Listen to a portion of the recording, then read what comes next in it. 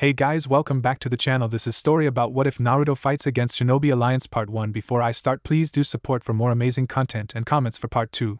Do consider to subscribe my channel and share my video to your friends and check out the description as well. Let's start the video. A figure sighed as he looked at the scroll that had arrived at noon. It contained details of the Fourth Shinobi War that had occurred in the Elemental Nations, but surprisingly it wasn't hidden villages against each other. In fact, it was all 5 great hidden villages, as well as all the other smaller hidden villages against Akatsuki and the Hidden Sound village. Turns out both Madara Uchiha and Orochimaru bolstered their forces with missing nins and thugs to rival the other hidden villages in terms of manpower, and it seemed that they were winning, especially since they were using the Biju that they extracted out of their Jinchuriki. So far they had the Ichibi, Sanbai, Yambi, Gobi, Rokubi and the Hachibi, but they didn't have the Nibi, Nanabi or the Kyubi. Nibi's Jinchuriki was cornered by Akatsuki, but then a stranger came and literally obliterated the Akatsuki members Haiden and Kakazu. Following that, the Jinchuriki just disappeared of the face of the Elemental Nations. The Nanabi's Jinchuriki was a different story. She was being hunted by her own villagers who wanted to beat her for being a Jinchuriki, but after she had rounded into an alleyway she found a dead end. When they were about to attack her though, they were slaughtered and the Jinchuriki was gone.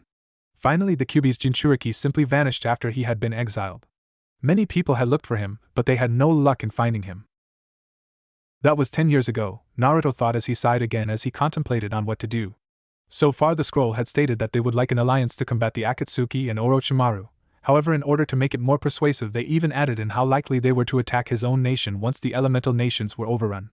Now, after that subtle message, Naruto had half a mind to refuse the alliance. After all, his nation was so far away that by the time they arrived, they would be tired and not effective in combat. That, and the barrier that shuts down the chakra in a person's body, would render them useless in battle. You see, the world was split into 2 continents, the East and the West.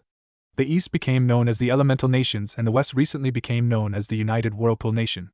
The reason for the division was because during the fight between the Rikudo Sennin and the Jubi unleashed a strange attack that made all the inhabitants in the West lose their chakra and their chakra network. After the battle, people who could use chakra started seeing those who couldn't as inferior, and eventually prejudice started to grow. Only the Shodaime Hokage, the Senju clan and the Uzumaki clan saw them as regular people. But eventually it wasn't enough to stop the hatred, so they asked the Shodaime to split the land in half and send them far away. After some tough resistance from the Shodaime, he eventually agreed. Then, using his control over wood, the Shodaime split the land in half. His brother Tobirama Senju then used his control over water to push the West far away so that it would be extremely difficult to cross between the two, bordering impossible. In the end, it made both of them very tired and had to spend a little while in a hospital to recover from the effort. Back to the present, when Naruto arrived and united the West, he decided to make it better, if not through chakra then technology. The result was absolutely stunning. Buildings made of bricks and metal instead of wood, weapons that made the Yondaime Hokage's Hiraishin look primitive, a navy that dwarfs the wooden boats the East use, medical facilities were more efficient than even Tsunade, communications that made the East shortwave radios became toys that were beaten by kids' walkie-talkies, and overall everyone was happy. And imagine the continent with cities along the edge that faces the east with the suburbs just behind them and the countryside behind them. There was no crime or corruption, all of it wiped out before it could fester and grow. People were supportive of just about everything he did. His title as leader of the United Whirlpool Nation was sort of passed down through the family, but if they were seen as not worthy, then another would be chosen. Once chosen though, they would permanently stay in as leader and no one can remove them, and all the decisions are final. Nobody else could defy them. Looking through the pros and cons of the proposition, he saw a chance at gaining something from this. Then he placed the scroll down onto his desk made of oak and glanced around his office. It was painted white and had a kind of government feel to it. At one end of the room was his desk and large leather chair. Large windows behind him showed the view of his nation that he ruled, and also a flag of his nation, which was white with the Uzumaki clan symbol in the center. In front of him were 2 leather couches that were perpendicular to his desk with a small table between them. On the other end of the room was the only door that the room had. Looking back on his life, he absently thought back to the day he was exiled after he had successfully completed his mission to bring back his old teammate, Sasuke Uchiha. Flashback. Naruto sat in a chair in the middle of Konoha's council room. After being healed of his wounds, he was curious as to why he was here. He had already filed his report away, so why be summoned here, and specifically only him? Wouldn't Shikamaru be a better choice because of his status as the leader at the time? Looking around, he noticed the civilian council were looking smug, whilst the Shinobi Council and the Hokage were looking sad. Okay, not a good sign, he thought. Whatever was going on, it wouldn't end well for him, that was a definite. An elderly man wrapped in bandages, Danzo Shimura his name was, then stood up and addressed the Uzumaki. Naruto Uzumaki. Due to inflicting a nearly fatal injury to your target Sasuke Uchiha, we have decided that you be banished, and that all that connects you to Konoha stripped from you. In addition to this, your ability to form hand seals will be taken away from you, as well as all of your possessions and finance will be confiscated and given to Sasuke Uchiha as compensation. He stated smugly as Naruto was given chakra-absorbing handcuffs, and then dragged out of the room before he could even comprehend or object to what had happened. Time skip, next day. It was the evening for when his banishment was scheduled, and during that time he had time to think about what had happened to him. He had completed his mission and had almost gotten killed by someone he thought was his brother in bond. Turns out that it had all been a ploy so that he could gain the Mangekyo Sharingan, and that he never really thought as Naruto as a brother, only as a tool to further his ambition to kill his brother. It was then that he also realized that his so-called crush Sakura Haruno had only used his feelings for her in order to get what she wanted, even if it meant him sacrificing himself. Safe to say his crush for the pink-haired banshee stopped there, and had no intention of returning. Soon though he received numerous visits from certain people. Almost the entire Konoha 12, now 11, came down and berated him for being a dope. Sasuke even punched him in the chest for good measure, Sakura punched him in the head and called him a failure, both Hinata and Niji gave him some juken blows that were painful but not lethal, Ino kicked him when he was on the floor, Kiba had Akamaru urinate on him, and Tenten cut him with some of her kunai. The only ones of the Konoha 11 to not turn up were Chuji, Shikamaru, Lee and Shino. Chuji was too kind to blame him for anything, Shikamaru was too smart to be bought into it, Lee just didn't like hitting people who couldn't fight back, especially when said person was a dope like him, and Shino was also too smart to be brought into it. By the end Naruto was still very much alive but in pain and smelling like urine. His suffering hadn't finished there though, as his sensei, Kakashi Hatake, came down and scolded him for hurting his teammate. He didn't even care to notice the state of his student before he declared that he was no longer a student of his, that if he ever said he was a student of his then he would deny it, and walked away from the broken boy before he could even say a thing. After a couple of hours it was time for his banishment, and he was roughly grabbed and dragged through the village. Along the way he was greeted with jeers and insults from villagers, shinobi and his peers. Then one of the villagers became more bold by throwing a tomato at his head, and then more joined in. When they reached the gates he was covered in all kinds of rotten food. They then had Danzo apply the seal to his arms to prevent him from forming the hand seals for jutsu, and just before he left he glanced back to notice the seldom looks from Tsunade, Shizen, Irika, Shino, Shikamaru, Chuji, Lee, Asuma, Gai, Kurinai, Enko Midarashi, Konohamaru, Odin, Moegi, Tuchi and Ayam. From that alone he knew who were friend and who were foe. He then ran as fast as he could away from the village with many people cheering as his form disappeared from sight down the paved road. End flashback. Half a year later he had been reverse summoned by the Toad Elders Fukasaku and Shima to ask him why he hadn't summoned any of them in such a long time. After he explained to them about his banishment, resulting with some very angry Toad Elders, he asked them to cancel his contract with them so that he couldn't be found by Konoha easily if they wanted to hunt him down for any non-reasonable excuses. They had been sad to realize the logic but accepted it, even though they asked if he could meet the Great Toad Sage as a goodbye. The Great Toad Sage sighed when he was told about the cancellation, though he did say that he somewhat predicted it would happen. His vision had said that something would happen to one of their summoners that would affect them greatly, and told him about the child of the prophecy. He even let a small tear out but accepted it as well, though he said that as a parting gift they would teach him senjutsu to combat his lack of hand seals. At the end of the training he had mastered senjutsu and learned sealing as well. He had tried using his knowledge to remove the seal that prevented his use of hand seals but discovered something horrible. The seal used hadn't been the standard one used on people who were banished. Instead, this one destroyed his ability to use hand seals completely, so that meant he could forever no longer use hand seals and would have to rely on other ways to compensate for it. Namely weapons, fuinjutsu and taijutsu. Before he set off again, the toads gave him the key to his seal that held the kyubi, telling him that it was his since it wouldn't be safe with them, as Jiraiya could take it with him at any time, and that he could use it to reverse summon him as well if he couldn't do it via toads. And remember, Jiraiya was not mentioned in the flashback, meaning nobody knows his reaction to Naruto's banishment yet. Soon after that he saved Yujito ni, Nibi's container, and Fu, Nanabai's container, from both the Akatsuki and her own village respectively. They then traveled together, and became very close. 5 years after his banishment they became a couple, with Yujito and Fu becoming Naruto's girlfriends. Another year later they married and decided to go to the west to get away from the hidden villages and the Akatsuki. On their arrival the place was just as conflicted as the east, but this changed as they traveled across it, helping people along the way. Eventually they united the continent, and the United Whirlpool Nation was born. Naruto gained the title Uzukage, and his two second-in-commands were his wives Yujito and Fu, who became well favored by everyone. The three also became the only chakra users that the West respected.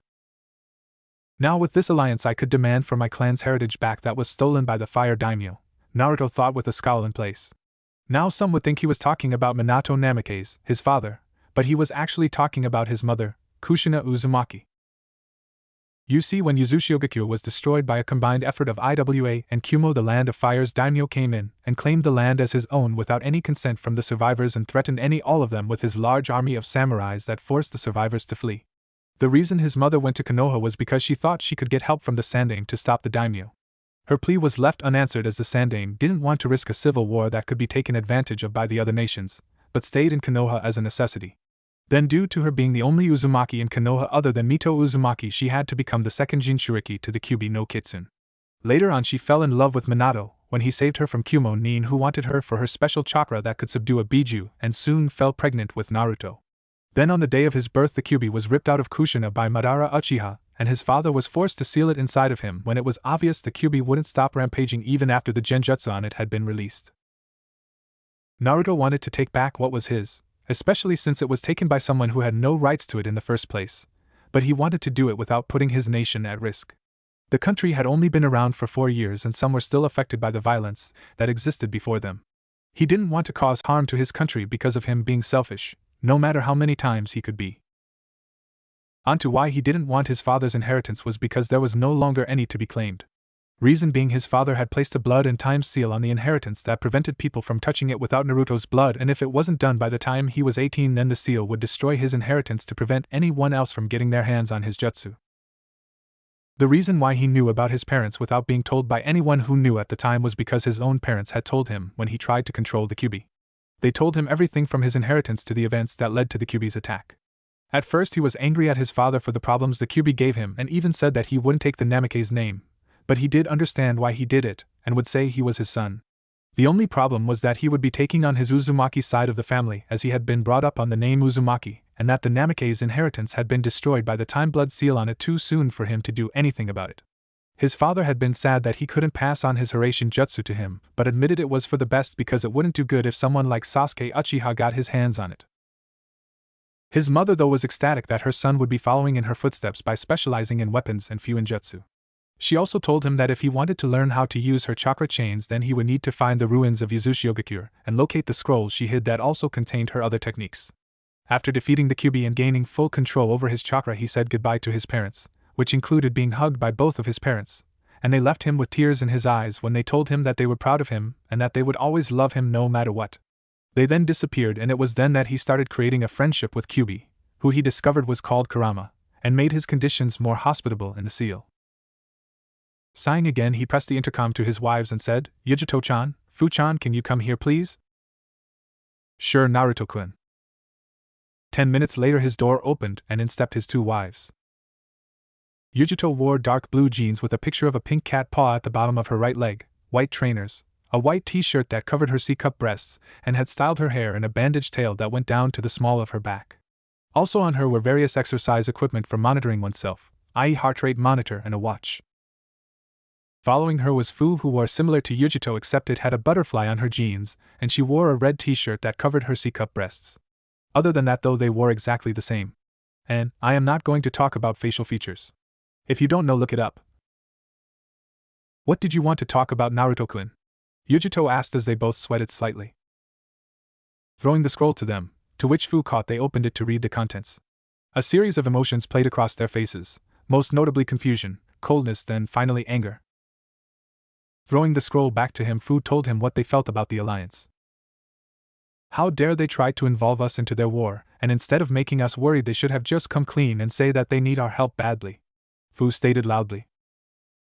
Yeah, after everything that they have done to innocent people, they dare say that they are justifiable? Especially to Jinchuriki. They treated us like vermin. In fact, only Killer Bee got any kind of recognition, and that only happened when he was in his late 30s. Kumo was under attack and he almost died in the process, Yujito added. Running a hand through his still spiky blonde hair, he replied with a sigh, "Yeah, I know, but there are still people who are being harmed because of Madara and Orochimaru, and to be honest, I would rather choose the lesser of the two evils here. The hidden villages may have hurt innocent lives as well, but most of that I know was done unintentional. The only time that didn't happen was with us containers specifically, and not everyone in general.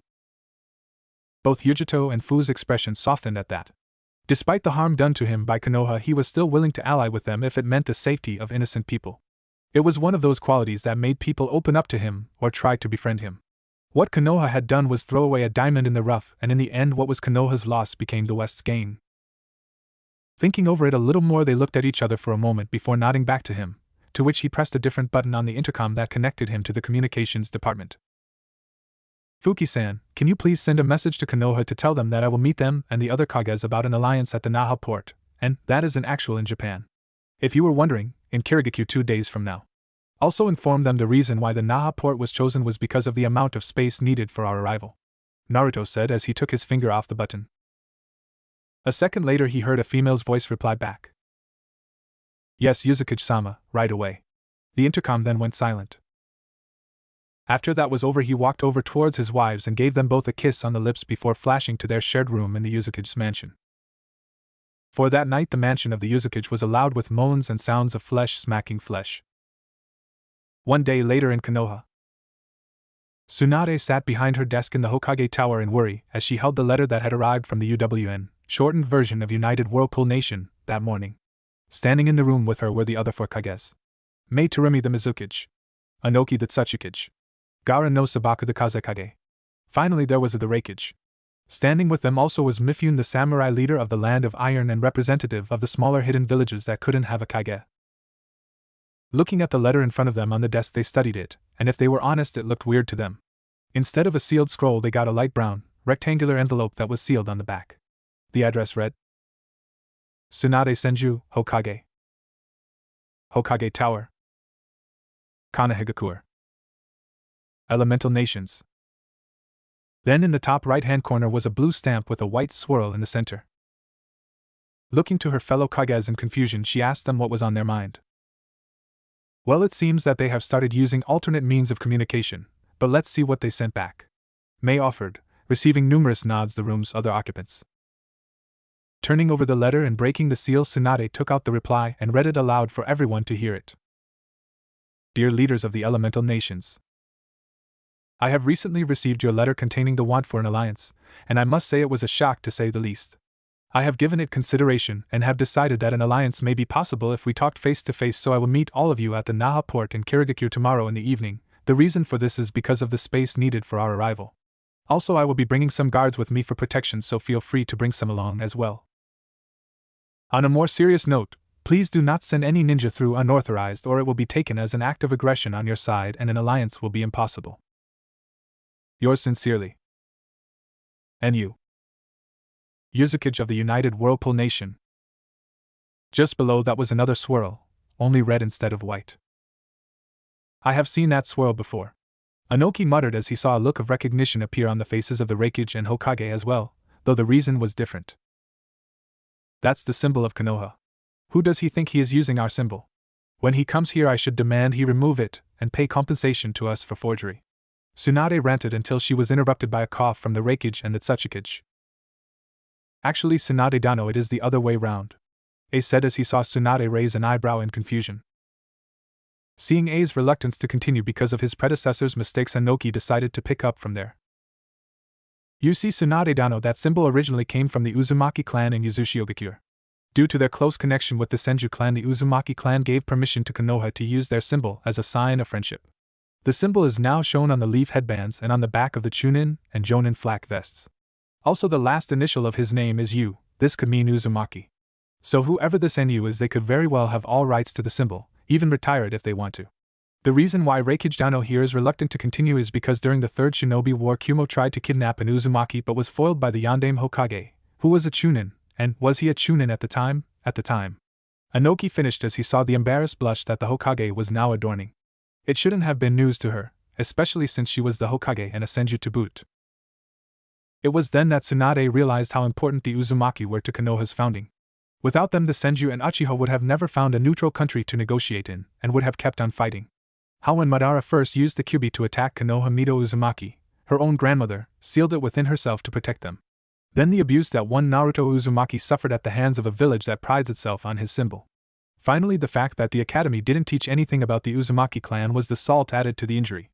Konoha had taken everything that belonged to the Uzumaki clan, yet gave nothing in return, claimed what was the Uzumaki's as their own and abused the last of its members. It was one of the most awful betrayals that could be committed in the elemental nations. How is he supposed to get there the next day? It took 3 days for the scroll to reach him. How is he going to cross the sea that splits the east and west apart? It's nearly impossible for us to cross it. May stated, wanting to get back to the topic at hand. Shaking her head to clear her thoughts, she made a mental note to right the wrongs Konoha has made. Starting with the Uzumaki clan. I don't know, maybe they'll surprise us again.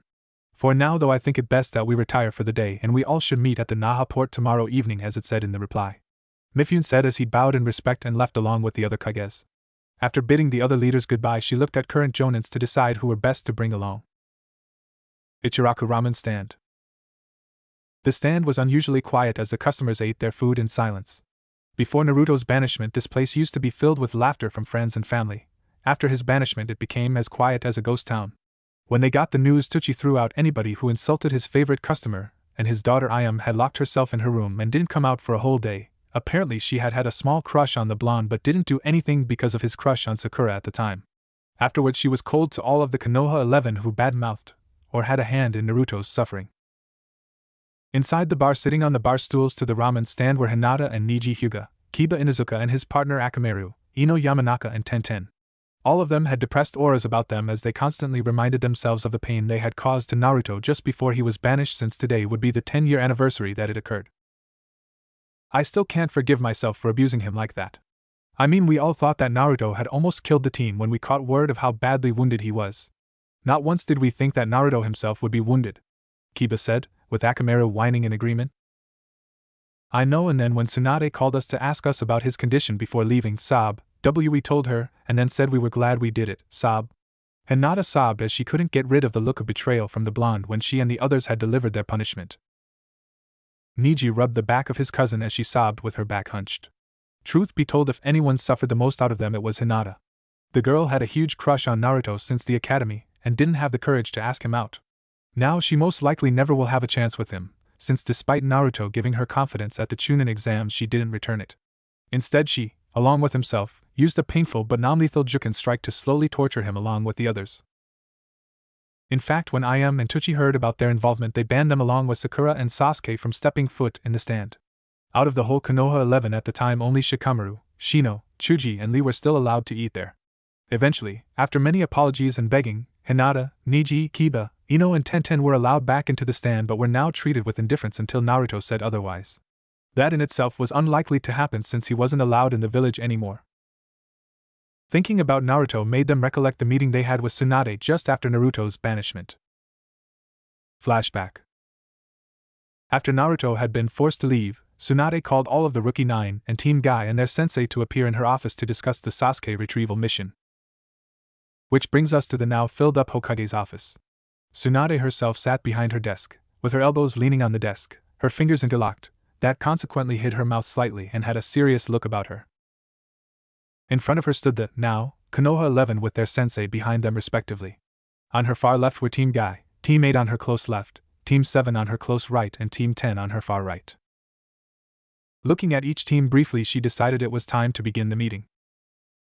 Okay, as you all know, just minutes ago Naruto Uzumaki was banished for hurting Sasuke Uchiha on the retrieval mission that finished recently. Now before Naruto was put in a holding cell, he was perfectly healthy and fit. Now the thing was, when he was being escorted to the gates, I noticed several things. Firstly, he had had his tenketsu in his stomach closed off, that can be very painful. Secondly, he had bruising around his chest area from a punch or kick, as well as similar bruising to his head. Thirdly, he had multiple scars on his arms from what looked like kunai wounds. Lastly, he smelled of dog urine when he walked by me.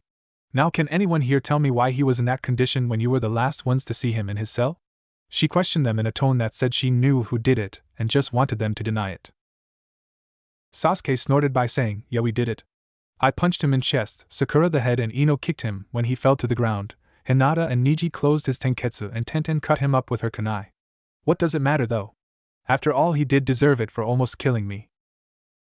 This shocked Tsunade, even more so when said shinobi nodded their heads in agreement. Raising her eyebrows, she decided to get more information. And didn't they stop to think that Naruto had been hurt as well? She questioned as the previously mentioned people looked confused at what she meant. However, this time it was Shikamaru who answered. Hokage-sama. I thought there was more to it along with Chuji, Shino and Lee. So we went to Shizen to ask about his injuries. Naruto was already in a prison cell at the time. After we found out about his injuries, we ran as fast as we could to stop the others, but it was too late as they had already tortured and visiting hours had ended with them. Shikamaru finished explaining as those who didn't know about Naruto's condition widened their eyes at the revelation.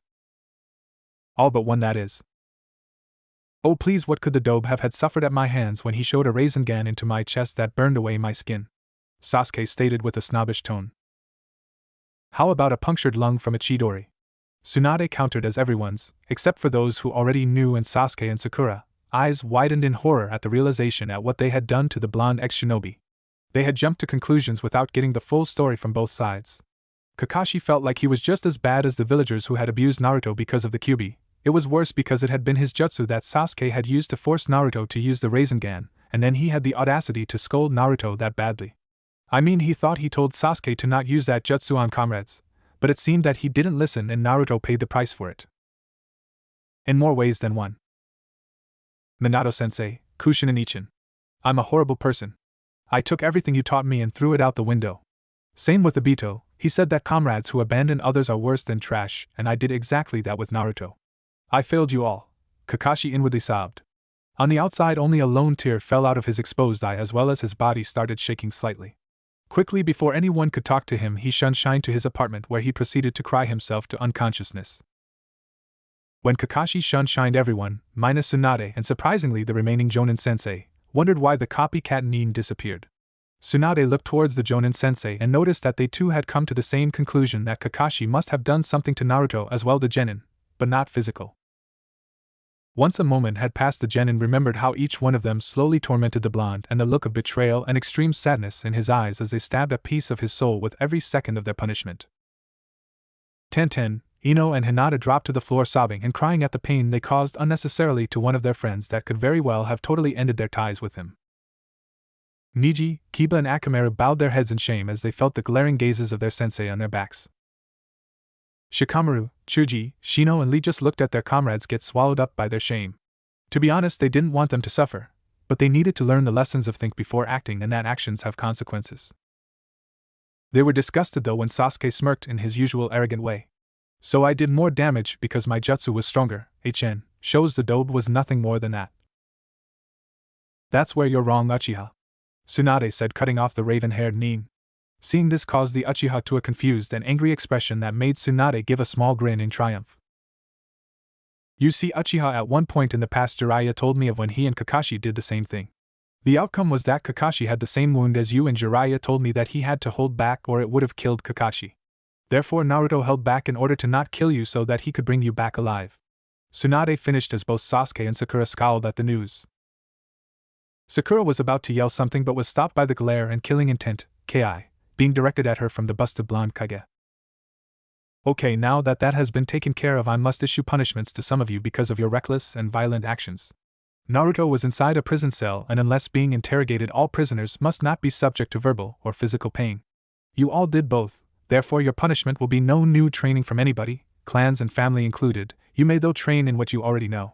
Next, you will only take D-ranked missions for the next 6 months and will not be allowed to take part in the Chunin exams that also will take place in 6 months. This will apply to Sasuke Uchiha, Sakura Haruno, Hinata Hyuga, Kiba Inuzuka along with Akamaru, Niji Hyuga and Tenten. Kakashi Hatake will be given his punishment next time I summon him. In the meantime, Shino Aburame, Chuji Akimichi and Rock Lee will form a temporary team to enter the Chunin exams if their sensei are willing to agree at the time. Dismissed. Tsunade informed everyone in an official tone as the Jonins vanished via Shunshin and the Genin, and the newly promoted Chunin walked out the door. End flashback. The next day they had heard that the elders of the council had barged into the Hokage's office and demanded that the Uchiha be pardoned of his punishment. The Hokage's response was to be thrown out of her office by herself, and told in a cold tone to not just barge into her office like they owned the place. She also added that she would not lift the Uchiha's punishment no matter what they said or did. From there on they had started to see how pampered and arrogant the Uchiha was. Later on they heard that Kakashi had been punished by being forbidden from reading his Ika series for 6 months, and he would be given many other punishments if he was even late by 1 minute to any meeting for the same period of time. Many of the Konoha 11 thought it was unfair, but they discovered that Kakashi had only verbally abused Naruto, not physically, and so couldn't be punished as severely as them. What really was eventful was when we found out about the Kyuubi and his heritage when Jiraiya-sama stormed into Tsunade-sama's office when he heard the news of Naruto banishment. Niji added as he remembered how pissed the Sannin was when he arrived. It had been 1 year since Naruto's banishment, and the Konoha 11 and the Konohamaru Corps had just finished a joint D-rank mission when the man all but blasted the doors off their hinges and then proceeded to shout out why Naruto's name had been erased from the Toad contract, and how could she had let Naruto's banishment happen. She replied that she couldn't control the decision made when even the Hyuga clan supported the motion. Jiraiya had then yelled out how Naruto was now a target for Akatsuki. In his haste he had forgotten that the Konoha 11 had been present, and after being pressured by them, they eventually broke and told them about the Kyuubi being sealed inside of him since birth. All of the Konoha 11, minus Sasuke and Sakura, and the Konohamaru Corps were shocked at the news and soon had a newfound respect for Naruto when they remembered how badly his mission records were. Soon though it dawned on them that some of them were just as bad as the villagers since they did exactly the same thing to him when he was being held in a prison cell. Sasuke and Sakura though had believed that he was the Kyuubi itself and continued to badmouth him. Soon Sakura made a comment about how his parents were likely a drunk and a prostitute. She had then been violently slammed against the wall by an angry toad sage who yelled out his parents were great ninja. This had raised questions from everyone, except Tsunade, about how he knew Naruto's parents when nobody else did. He then couldn't avoid it and told them that his parents were the Yondaime Hokage and the Chishio no Habanero. The reactions were mixed. Sakura and Sasuke denied it, saying that they were geniuses and he was a dope. The others though saw the connections that made him reflect the two people. He had the same blue eyes and spiky hair of the Yondaime, but had the facial structure and personality of the Chishio no Habanero, plus the fact it was known that Kushina was Minato's wife and that her name was Uzumaki. It made all of them even more ashamed of themselves. The Genins and Kakashi because they realized how they had just spat on their heroes' legacies. The Kunoichi all looked up to Kushina and the shinobi had all adored the Yondaime. Tenten had then asked why he had failed 3 times, to which Tsunade responded that the first 2 times he was sabotaged to fail and that the Sandaime hadn't picked up on. His actual results would have been about average had they not been tempered with, and because he would achieve sometimes in school parents would arrange mobs to beat the boy whenever he did something well. This had then given him the impression that succeeding was bad behavior, so when it came down to their generation it was already too late. He had completely foregone training and nothing Irika did encouraged him to try working hard again. This made many of the Jonin sensei despise themselves as they had assumed that Naruto was a clown that did what he did because he could. Not because he needed to do it for his survival or that he was conditioned to be like that, especially when they heard how he passed and became a genin. Then when the other nations heard about Naruto's banishment they started cutting off ties with us. First was Wave, then Snow, then Tea, and we almost lost Sand as well if it wasn't for Gaara saying that Naruto wouldn't want him to abandon the few people who were nice to him. Though our alliance is greatly strained and even though they will still help us in a war, they will not aid us in any way in peacetime, Ino said as they briefly remembered how furious Gaara had been when he got the news of Naruto's banishment. His Sand had nearly on instinct killed the council if it wasn't for his sister, who calmed him down. Gaara then proposed that when Naruto met him again he would allow Temari to marry him since apparently she had had a small crush on the boy as well when the Chunin exams finished. He then also stated how if he was to meet Naruto again then it would be his choice on if he should stay with Konoha or not. It had caused an uproar with the civilian council, but after a burst of Ki from the Hokage they promptly shut up. Then when the Yondaime's possessions destroyed themselves and Naruto's heritage was fully revealed, the council tried to bring him back, but because he cut off his ties to the Toads we can't find him. Not that I blame him. Ino continued until the rest of them had finished eating. Yeah, well, now you know to get the whole story, instead of doing something based on only one side and not looking further into it. Tucci stated passively as he took their now empty bowls of ramen and gave them the bill for the food. Sighing the Chunins and Jonin, Niji is the only Jonin along with Shino, Shikamaru, Temari and Kankuro, paid for their meals and left the stand with gloom looks. As they pushed the curtains aside to walk out into the street they saw a thoughtful Kakashi walking past them and surprisingly without his erotic novels that Jiraiya wrote. The man himself had his head tilted to look at the floor holding his chin in his left hand and his other hand in his pocket as he walked through the crowd. Kakashi-sensei, what is it that has caused you to be seen without your porn? They not have your favorite Aika? Kiba joked in the hopes of lifting everyone's spirits up and get back to the present instead of dwindling on the past. Said Jonin looked at them, and his exposed eye closed in what people could only interpret a smile. Hi there Kiba, and no, that is not the reason. Apparently the Kages are trying to ally with the United Whirlpool Nation and it would appear that Guy and I have been selected to be Tsunade-sama's guards for the meeting. The other Kages and the representative of the minor nations will also have 2 guards with them, Kakashi informed them. The response he got were many confused expressions being directed his way. Kiba though was the one to ask the question that was won their mind. What? Why do we need the help of a country that can't even use chakra? I mean, they won't be of much help since they can't even perform jutsu, right? We may not be able to use chakra, but he could at least use the 8 inner gates, whereas those of the West can't. The thing though, Kiba, is that our leaders have come up with a hypothesis that the West have developed in a way we might not have imagined. An example of this would be that the Kages received the UWN's reply to their scroll today, and that it stated that it had been sent the day before. That kind of journey would normally take 3 days to arrive, but they did it in a third of the time. Sigh. Well, I have to get ready to meet the Hokage at the gates tomorrow morning, so, Ja-ni, Kakashi replied as he continued walking towards his apartment to prepare for the imminent meeting between the leaders of the Elemental Nations and the leader of the United Whirlpool Nation.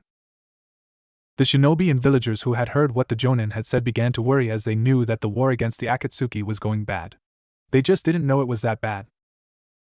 Meanwhile, with the Akatsuki, it would appear that the Shinobi Alliance have turned to the west for help.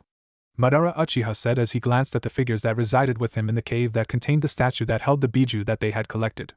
Over time their numbers had diminished to him, Setsu, Deidara, Sasori, and their temporary ally Orochimaru. Itachi Uchiha had been killed by himself when he tried to kill him with his back turned. It turned out that the man had never truly betrayed Konoha and had been ordered to massacre the Uchiha clan and then join their organization in order to keep track of them.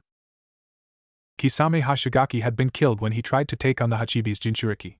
The man had been able to defeat him, but not before falling unconscious and becoming easy for Madara to come and take him without resistance. Kakazu and Haiden had been killed by the Nibi's Jinchuriki and an unknown man that they still hadn't identified. The reason why the zombie brothers were dead when people thought they couldn't die was because their bodies were completely obliterated so that nothing was left. Pain, or Nagato as he was called, and Konan had been killed by Madara himself when he decided that he wanted one of his Rinnegan eyes. The pair had put up a tough fight that had even left Madara wounded for weeks before he fully recovered, only to end up with destroyed Rinnegan eyes that were useless to him. We should easily beat them, They can't even use chakra, Deidara boasted as he flexed the mouths on his hands. Shut up, Deidara. You shouldn't judge people on appearances alone, Sasori advised as the others nodded along with him in agreement. Ku, I'll have my spies work on their strengths, and we will see if they are a threat. After all, I don't want any more extra obstacles between me and Sasuke-kun. Orochimaru hissed with a smirk in place as he summoned Kabuto to send a message to his spies. No matter.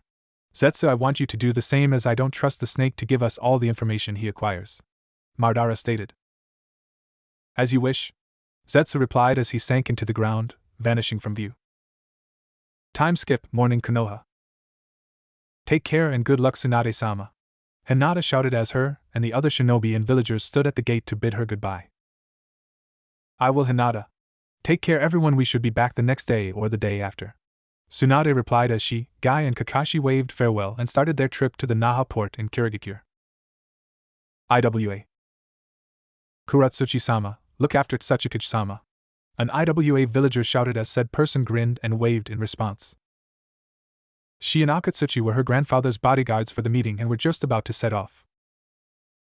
If the Tsuchikage's back hadn't thrown itself out when he tried pick up a backpack. Ow.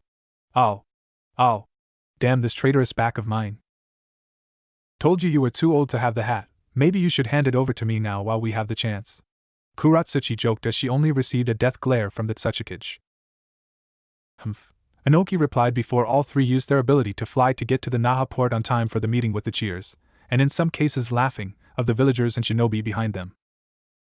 Kiri. Make sure you take care of Mei-sama Aoi, Chojuro, the Miss Shinobi shouted as they and the other villagers gave similar words of encouragement. No worries. By the time we come back, the Alliance, hopefully we will have another ally to help us in our struggle, Mei announced as her villagers cheered in response. Let's go. We should be the first to arrive considering the port is in our nation, Mei said as the trio made their way past the gates to their village. Hi, and Mei-sama, a nervous Chojuro said as he received a whack to the back of his head from Aoi. Humph, in my time men didn't break down like that. Break, Mei thought as a dark aura started to appear around her. I mean, what happens when you are up and in an engagement with the enemy? Up engagement, Mei continued to think, her dark aura becoming more dense. Turning to Aoi and closing her only visible her, she gave him a sickly sweet smile as she said in an equally toned voice. Aoi, shut up or I'll kill you. Ah. What did I do wrong? Aoi exasperated as he jumped back a few steps in fright. Kumo. Dari, see, make sure Raikage-sama is safe and keep him in line. Don't want his emotions to get in the way if he screws up. Kami, he almost did during the Gakage summit, Mabui said with amusement in her eyes as she and other villagers and shinobi bid their Raikage luck with gaining another ally. Don't worry, Mabui-san. Raikage-sama will keep his emotions in check. Right, Raikage-sama? C questioned as his companion smirked at the slight sweat the Raikage had when he was questioned. Why, yeah, sure, clears his throat. Well, come on now, Dari, see, let's go before we are late. A stuttered slightly before recovering and finishing with a conviction in his voice that made many of the others smirk at the Raikage slip up in posture from his usually stuck-up personality. Many hours later at the Naha port. The port itself was very large, the docking being large enough to hold a whole street. Problem with this design being that the town and the port being small and compact in order to not use up any more space. Originally it was designed to hold what the elemental nations deemed as deep-sea ships that could not go into the shallows. What they didn't take into account was that there were vessels that were even larger than what they saw as deep-sea ships, and that is exactly what the 5 Kages and Mifune were facing, for in front of them a long way away was a huge ship that was made of metal. They also noticed that it also contained other metal-like things and that it could carry more men than they thought possible. And CV-67 aircraft carrier. Oh my. Tsunade stated as she and the other leaders of the alliance could only nod in surprise at how orderly the UWN's forces were. It was then they noticed that a number of differently clothed men boarded the strange metal objects that were resting on the deck of the ship. They then saw the blades on top of the objects start to spin at blinding speeds, and much to their shock, the objects started to fly in their direction. That was a feat that only the Tsuchikage and his top shinobi could perform. As they got closer, they heard the chopping noise the objects made and saw the uniforms that, what they could only presume as, the soldiers wore were very odd to them. Imagine Call of Duty Modern Warfare 2 US Rangers, Desert version. The objects seemed to form a backwards triangle with the 2 on either side of the middle one further in front. Eventually they felt the force being projected from the rotating blades and had to use their arms to shield themselves from the dust being kicked up. My, what youthful ideas the West have brought! Guy shouted, seemingly unaffected by the force being exerted. Though none were surprised given his insane training routine and his specialization in taijutsu. Soon the objects landed, and once the blades started to slow down, the soldiers disembarked carrying weird objects, Colt M16A2, from their transports and lined up on either side to form a path perpendicular to the middle transport. And just like in Star Wars 4 when Darth Vader disembarks from his fighter in the Death Star. They then saw 3 figures stand up from the transport in rather unique-looking armor. They are dressed as Raiden from MGS4, including a trench coat. Only difference is that Naruto's is black, Yujito's blue and Fu's green. Also it is entirely removable. They have dual Fabrique Nationale 57 on their sides, and they each have a Colt M4A1 Sapmod strapped to their back. Naruto has a shotgun attachment, Yujito has a foregrip and Fu has a grenade launcher. All 3 also have ACOG scopes. Add in the usual daggers and serrated sword and that's their outfit completed. Once the leaders got a clear sight at the 3, they could only stare with open mouths in shock. They were none other than the only Jinchuriki that Madara still did not possess yet. Tsunade, Kakashi, Guy, Dari and C were more affected than the others. Especially when they saw the sunny blonde hair of Naruto and the pale blonde hair of Yujito. And Fu's leader Shibuki can't be present as he is represented by Mifune. Walking down past his soldiers, who saluted him as he passed, Naruto made his way to the shocked leaders, and he and his wives couldn't help but smirk at the frozen looks that were plastered on the leaders of the elemental nations' faces. Once he was in front of Tsunade, he gave a small chuckle that made her pay attention to him specifically rather than absently. Well, Obasin, it appears that you are in need of some help. Why don't we find a better place to talk about this alliance that you and the others want? No, it can't be, Tsunade thought as she looked at the armored man in front of her. The way he looked showed an aura of calmness, yet it showed authority and power beyond any she had seen before. Not even the Shodame, Nidame, her own sensei the Sandame, or the Yandame commanded such an environment that made her and the other leaders feel insignificant. Soon the chopping noise made by the strange transportation slowed down and eventually ceased altogether. It was then that everyone got a better look at their newcomers.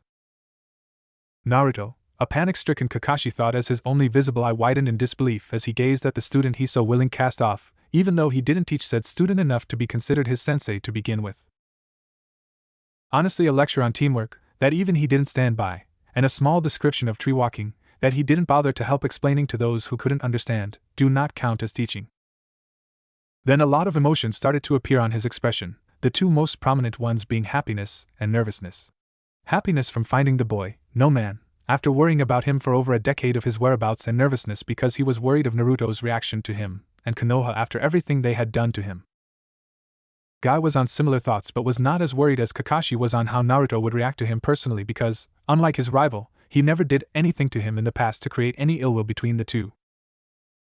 Yujito. The group heard a shout as all eyes turned towards the other females who were equally as armored as the blonde X-Leaf shinobi, though their coats were a different color, Yujito's blue and Fu's green.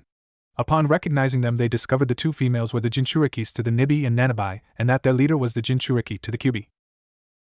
The yellow flash, Inoki muttered as he looked at the blonde with a slight fear in his eyes as well as a small sweat running down his forehead.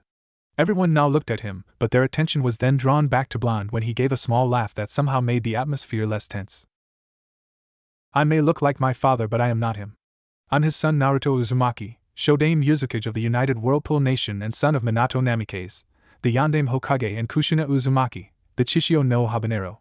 Next to me are my second-in-commands and wives Yujito ni Uzumaki and Fu Uzumaki. We came here today to officially begin negotiations between your alliance and my nation. Though there will be demands made and some may not be met, I hope that in the end everyone gains something out of it. Now do you have a room where we could all speak, please? Naruto announced in a kind tone that made the leaders think that so far the relations were going well. Or so they thought. Yes, of course, please follow me. Mifune greeted with a neutral expression. Nodding back, Naruto then turned back towards the soldiers that were still standing in the same position as before. Okay, men at ease. Your orders are to set up a rendezvous point here and be prepared for immediate extraction. If you see anybody that has either a black cloak with red clouds printed on them or they carry a hideate with a musical note on them, then contact me immediately. Do not attack them unless they attack first, as we are not at war with them. That is what this meeting is about. However, be cautious around them, and if they seem to be heading to our negotiations, then you may engage them as well, but do not prolong the battle. Understood? Naruto ordered and received a clear "Hi Yuzukage-sama" from said soldiers. Turning back to the Kages, Naruto followed them into a big building, in which he assumed was the meeting place, with both of his wives following behind him. Negotiations room. The room itself was dark and it had 2 levels to it. On the bottom was a circular table with the insignia of each nation behind a chair on the wall, indicating where each person will seat. Above them were balconies where their bodyguards would stand watch over the proceedings. Once everyone took their seat, their bodyguards were told to go up to the stands. While the elemental nation's ninja climbed with using the tree walking exercise, Yujito and Fu just jumped up to the stands with little to no effort being used. This caused many of the shinobi present to stare wide-eyed. Nobody they knew could do that kind of jump, even with the aid of chakra. Only the use of the Shunshin no Jutsu could match that, but because of the sensitivity of the meeting, nobody was allowed to use Nin or Genjutsu to avoid others thinking it was the beginning of an attack. What the hell have you been up to, Gaki? Tsunade thought as she noticed that the armor they wore was very light, yet it offered protection from even chakra-enhanced weaponry. As everyone took a seat, Naruto took off his trench coat and laid it on the back of his chair, revealing to everyone his full body armor. In addition to this, he took off his weapons and placed them in front of him on the desk. Once everyone was seated, Naruto took the time to observe his surroundings. Opposite him was Mifune. On his close left was Tsunade, next was A, then Inoki, then back to Mifune. After him was Mei, and then finally Gaara was on his close right. Wow, Gaara made Kazekage. Good for him, at least one us was able to gain the respect they deserved, Naruto thought as he gave a small smile and greeting towards the redhead. Said man smiled as well and nodded his head in respect for his brother that he had dubbed because of what he used to contain, and the same burden that Naruto still carried. Mifune then stood up and addressed the table. As I represent all of the minor countries, I will be the one to oversee this meeting and will step in when needed. Please may all participants avoid fighting as it will cause problems for the Shinobi Alliance in the future. You may begin now. Mifune announced as he sat back down in his chair while silence temporarily loomed over the room. While everyone were trying to think of the best way to start the meeting, Naruto was analyzing each Kage with his armor, and it displayed on his interface. And I am talking about those plates that move in front of Raiden's eyes as he fights, all of their known abilities and personality. Gaara no Sabaku, Godaime Kazekage and son of the Yondaime Kazekage. Although he has improved himself overall, he still relies too much on his sand, and so as a result he is still weak at Tai and Genjutsu. Plus his ninjutsu is heavily sand-based. Personality-wise, he is still monotone in just about everything that is official and never lets his emotions rule his decision that isn't related to his family. The youngest Kage present, Naruto read on his interface as a hologram appeared of Gaara and the text appeared beneath it in a pale blue color. The picture though did not obscure his sight and it didn't affect his posture, so the Kages didn't know that he was getting information from them. Inwardly he sniggered when he predicted their reactions. First would be shock from the abilities shown. Second would be anger from the revealing of said information. Third would be demands for the technology so that they could be used against each other in the future. Tsunade Senju, Godame Hokage and granddaughter to both Hashirama Senju and Mito Uzumaki Senju. Medic Nin and is only one of 2 people to know her super strength jutsu, known to kill a person with 1 hit. Known to be the best medic in the elemental nations and has had to suffer the loss of both her lover, Dan Kato, and her brother Nawaki Senju. Has a slightly quick temper that can be taken advantage of. However, she has a deep regret for banishing me and wishing to make it up to me. Mental sigh, depending on her actions from now on will determine her standing with me. A. Yandame Raikage and son to the Sandame Raikage. Only known user of the Raiten no Yoroi that enhances his speed to the point of being second only to Hiraition and ex-partner to Killer Bee. Faced my father during the Third Shinobi War and lost but barely. Is known to allow his emotions to rule him at times and was the one to call all the Kages together for the first meeting that resulted in the Shinobi Alliance. Anoki, Sandame Tsuchikage. Only known user of the Dust Release, and I would use the actual term for it but it conflicts with Swift Release, that enables the user to manipulate molecules and therefore gives them the ability to disintegrate anything on a molecular level. Only person alive to fight against Madara Uchiha and still live. Has had dealings with Akatsuki in the past. I respect him for his ability to fight, but as a person I do not trust him. He is indirectly a reason that my kind were hunted down like animals, as he essentially gave them the finance for their organization.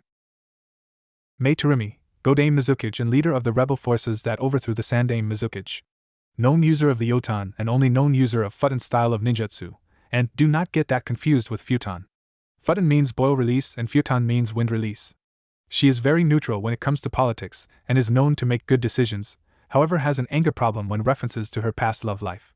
Rumors say that Akatsuki originated from her nation, but our sources say it was Amigakure that it came from. Mifune, leader of the samurai nation Tetsu no Kuni. Has fought Sensho no Hanzo in the past. Is also neutral and doesn't like to be involved in shinobi affairs. Made an exception because the Akatsuki threaten everyone and not just the ninja. Soon Gaara mustered up enough courage to start off the proceedings. If I may be the first to open this discussion. First of all, I would like to say that we are in greatly need of your help with dealing with both of the Akatsuki and the Hidden Sound Village. What we mainly lack are the manpower, medical and other supplies that have become scarce. We were wondering if you could spare any to help win this war that would surely follow you if it were allowed to spread. I demand that you hand over Yujito to us as she is still a registered kunoichi under Kumo. I already lost B to the Akatsuki, I won't lose her to them as well. A shouted as he stood up in an attempt to be intimidating to the Yuzukage. Sighing from the predictability of the Raikage, Naruto turned and gave him a deadpan expression. Raikage Dano, as much as I respect you for trying to protect Yujito-chan, then why didn't you send a search party for her when she was attacked by the Akatsuki in the first place? When I found her she was fighting 2 Akatsuki and was close to losing.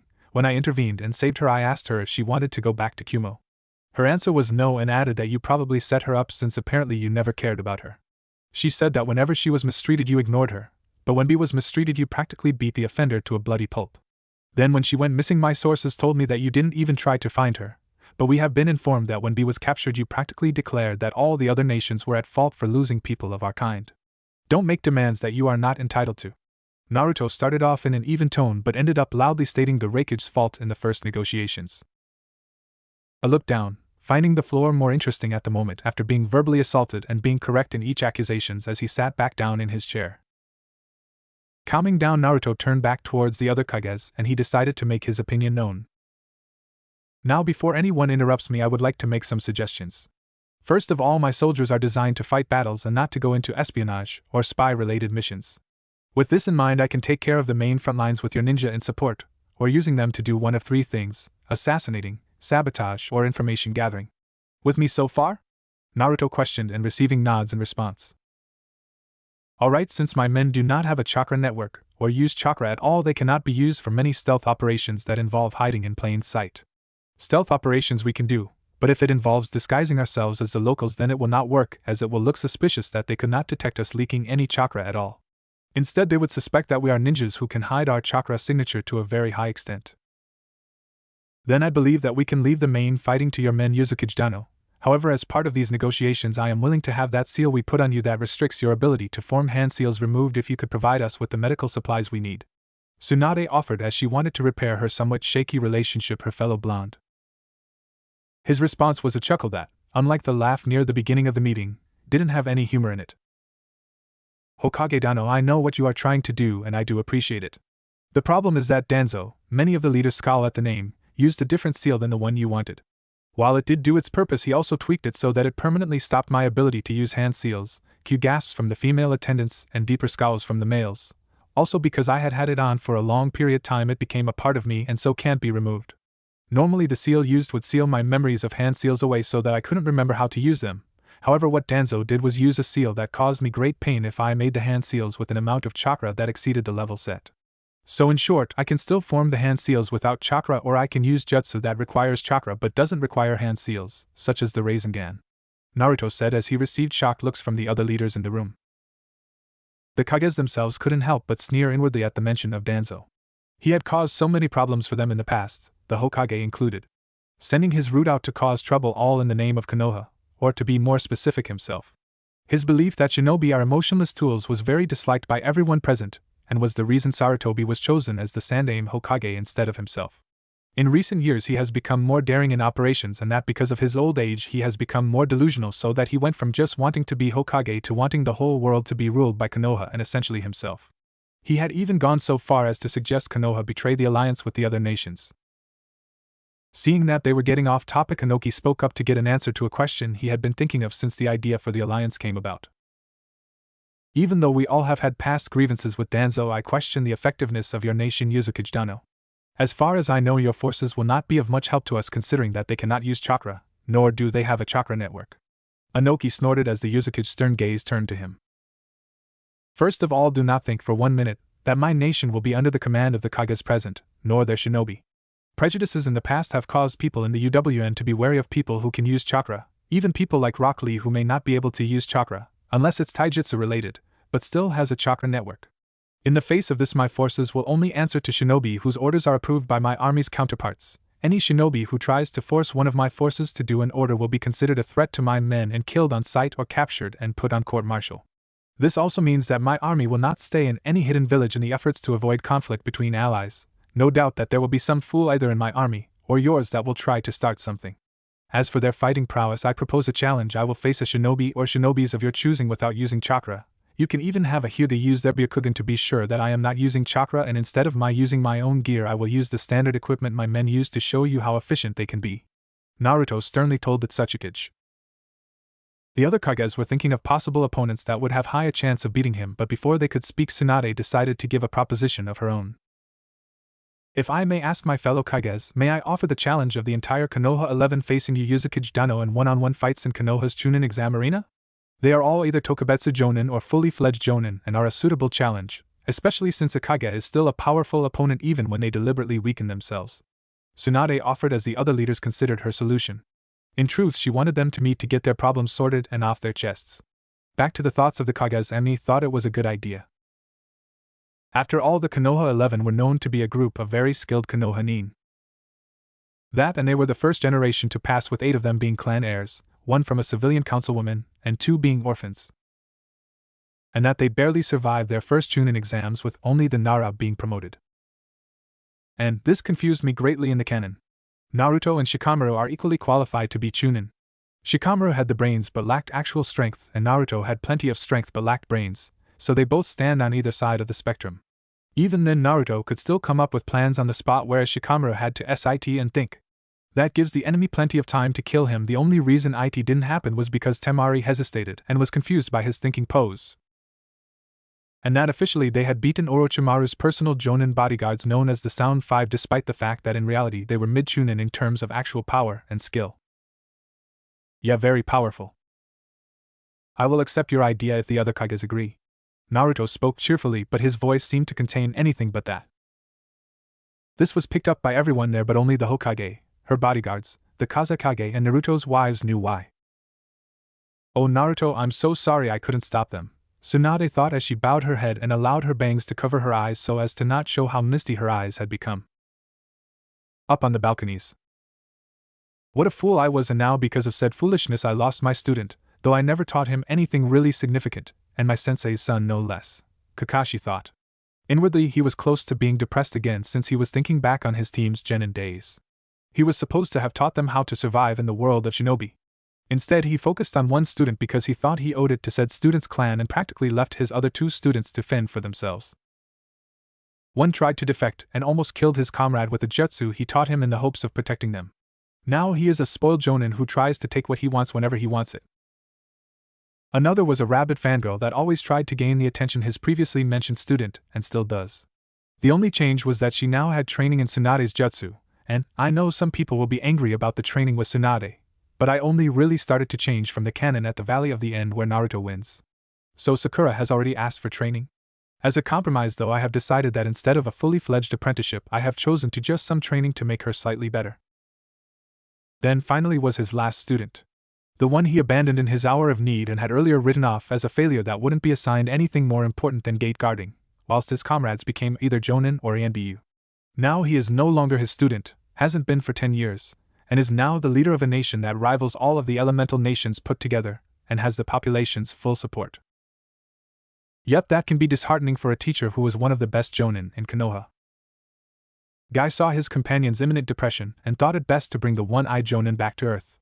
Placing a hand on his shoulder, Guy brought Kakashi's attention to him as the man moved his head to meet the green spandex-clad ninja's calm face staring back at him. As if sensing what Guy was going to say, Kakashi smiled and turned back to the meeting. Sai, my eternal rival, if you had listened to my advice from the beginning then you probably wouldn't be seeing this. If only you hadn't been obsessed with honoring Obito's memory then you wouldn't have been blinded to the actions you committed, Guy thought as he remembered the talk he had with Kakashi when he was given Team 7. Flashback. It was a nice summer's day in Konoha and currently Guy and Kakashi were sitting in a barbecue restaurant having breakfast to prepare them for the day. So my eternal rival, how youthful do you feel about taking on these youthful students of yours?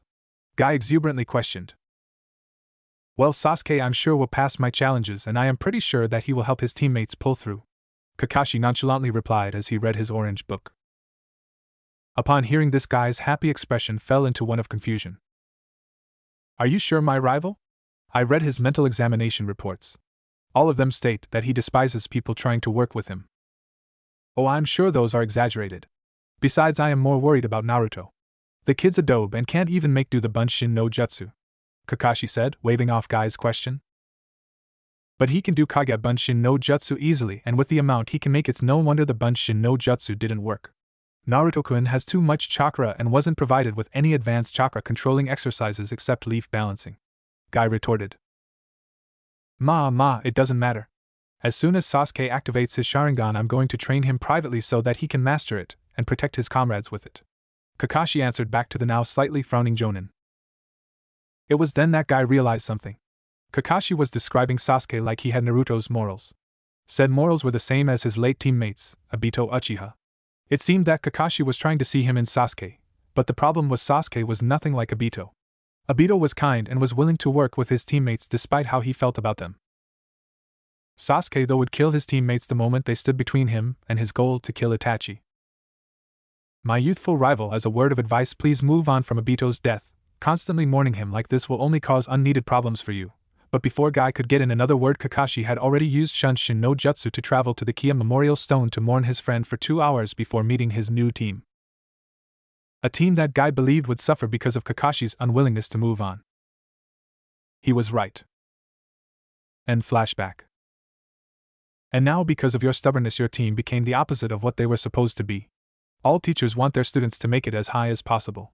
You only wanted one to succeed and the other two to stay where they were. However, the one you expected to particularly fail became something beyond that of a simple Kage. His title may be a Kage, but his rule stretches across a land and population that equals all of the elemental nations put together. They support him and are willing to lay down their lives for him. His genius surpasses that of the Yondaime, and we didn't see it.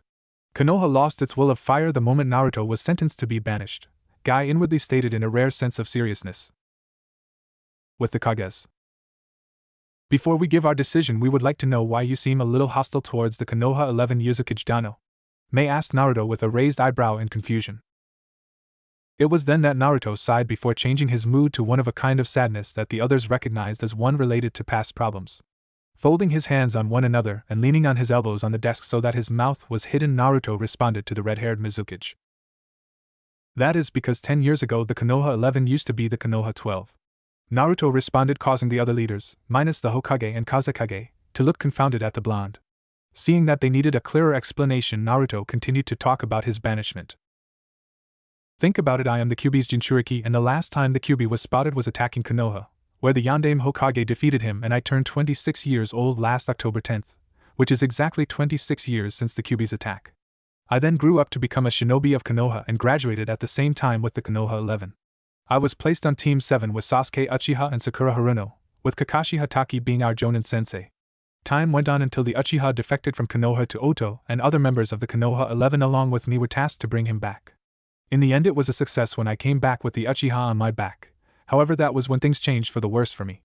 I was accused of being too forceful even when it was clear that I was wounded more than the Uchiha. I was sentenced to be banished, and between the time from being sentenced to actually being exiled I was tortured by some of my former comrades because I hurt the Uchiha. Then my own sensei declared that I was never a student of his. Naruto concluded.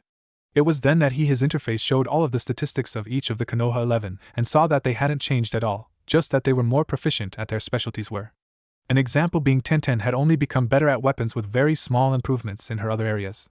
As he looked around he saw disappointing glares being sent to the Hokage, who was looking down in shame at how she allowed his torture to happen under her nose. Seeing the disappointing looks, Naruto actually started to sneer at the other Kages except for Gaara, who was the only Kage not trying to bore his gaze towards the Senju. Don't look at her in that way, you're all responsible for similar transgressions against our kind. That Tsuchikage treats our kind like objects with constant references to them as it, and even helped the Akatsuki by hiring them in the past. That Tsuchikage frowned. The Raikage didn't care if they weren't close to him personally, as shown by his past negligence to my wife before I met her. The Raikage looked down in shame. The Mizukage didn't bother to use the only Byakugan user she had to check the Sandaime Mizukage and see if he was under a genjutsu, which was proven correct, and could have avoided a civil war altogether. The Mizukage also looked down in self-loathing. So far the only village that seems to have my respect is Suna, and even then I am still cautious of them since they used to treat Gaara the same way as me. Naruto told them with an edge in his voice. It was disgusting with the way they immediately tried to blame someone when they were just as guilty, and if not more guilty. After the other Kages had regained their composure, the Kazekage decided to speak up. Well then, I would like to officially declare that tomorrow we will go to Konoha, where Yuzukage Dano will face the Konoha 11 in single combat whilst using only the resources available to his soldiers. Gaara stated as the rest of the table nodded in agreement. What will the stakes be? Naruto said as the others started thinking of possible results. If you fail to beat even one of the Konoha 11, then all the Jinchuriki will be put under our authority, and the UWN will also be under our control. Anoki harshly said to Naruto, who scowled deeply at the man and his threatening tone. Kyuubi growled from within Naruto's mind that now resembled a large forest instead of the cage it once was. Calm down, Kurama. He may be a team just like the Uchiha, but it wouldn't serve any purpose to kill him now, Naruto inwardly replied to his tenant. In addition, he also heard low growling from his two wives, who were thinking similar things along with their biju. How dare he, even now when he so desperately wants our help, he has the gale to threaten us like that. Kitten, settled down. Naruto-kun has it under control. Don't worry, that Tsuchikage will get what's coming to him later on. That old man, he's going senile. A moment ago he was practically begging for our help, now he is demanding we become his slaves. I know, young one, but don't worry, Naruto will know what to do. He has proven many times that he can do the impossible, and he can do it again here. I agree to the terms, however should I win I want the fire daimyo to give me what should have been mine. Yuzushi Ogakure. The Kages were stunned at the demand. It was a rather important area for the elemental nations, rich in materials and minerals worth 2 daimyos. May I ask why you would demand such a thing? They asked in a curious tone. Leaning back in his chair, Naruto fixed the man a stare that made the man shiver inwardly. Apart from the fact that I am an Uzumaki, meaning that Uzushio is mine by birthright, but also the stakes are equal. My country for Uzushio, in fact when looking more closely at it, my united Whirlpool nation is much more valuable than Uzushio, so be glad that I am not demanding for more. Naruto replied. Before anyone else could challenge him, Mifune stood up. All right, now that has been sorted, I would like to end this meeting and that we will meet again in Konoha to evaluate the effectiveness of Yuzukage Dano's army. Mifune finished. Yes, also as you have seen the kind of transports we have, I will be meeting you all on top of the Hokage monument. Naruto added as the table cleared themselves and headed out of the building, along with their bodyguards. Outside of the negotiations room, Naruto, Yujito, and Fu were walking at brisk pace to reach their Bell UH-1 Iroquois, Huey, helicopters that were waiting for them to depart for the aircraft carrier waiting for them return to discuss with his generals the results of the meeting. They mainly walked in silence until Yujito couldn't take the suspense any longer. You are playing a big risk here, Naruto-kun. If you lose, then everything we have worked so hard for will be in ruins. Yujito chastised her husband as the trio made their way back to their transports. Naruto sighed as he ran a hand over his head to clear his thoughts and ease the tension he obtained during the meeting. Looking at the concerned expression, his face softened as he spoke in an equally soft voice. I know, Yujito-chan, but rest assured I received the Konoha 11's foot individual profiles during the meeting, and trust me, they haven't improved much to be considered much of a threat to me. How so? Was the quick remark from his other wife. Looking thoughtful, Naruto went for the scenario that best suited his statement. Which member would be best to describe his point? Lee, no. He had no choice but to specialize in taijutsu. Tenten, no. She could have diverged her type of weapons, as before she only really used thrown weapons. Then when he was almost out of members, it finally hit him. Niji. Of course, all he really progressed in was the Juken and hadn't widened his variety of jutsu to make him a well-rounded shinobi. Then there was Sakura. Her mentality of a fangirl would make her vulnerable even with training from Tsunade. After a moment of silence, his wives stared at him as they continued to walk without any reply until he snapped his fingers as if he had an epiphany of some kind. Niji Hyuga, for example. His clan pride would not have allowed him to practice anything that wasn't approved of by the Hyuga clan. This means that his arsenal will mainly consist of Juken and other Hyuga clan jutsu. Also, there is Sakura Haruno. She may have had training from Tsunade, however she hasn't gotten rid of her fangirl and superior attitude.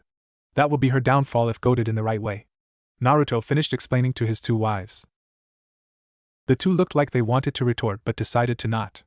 They had asked for an example and he gave them two, which was more than they asked for. Fine then, but I still say you're taking a big risk here. Yujito huffed as the trio finally made it to the Hueys that now were starting to rotate their blades for the imminent order to take them back to the CV-67 where the rest of the army was located. Helping his wives board the helicopters, he gave the order for the pilot to take them back to the headquarters, HQ. After getting a high Yuzukage-sama, the three helicopters took off and made their way to the large ship that many people were still gawking at, only to now stare in awe at their transports as they went past them. On the CV-67, codenamed Baseplate. Upon arriving, the leader of the UWN and his wives were greeted with numerous salutes, to which he returned with a smile and gave an order for a basic outfit for fresh soldiers to be prepared for him for tomorrow.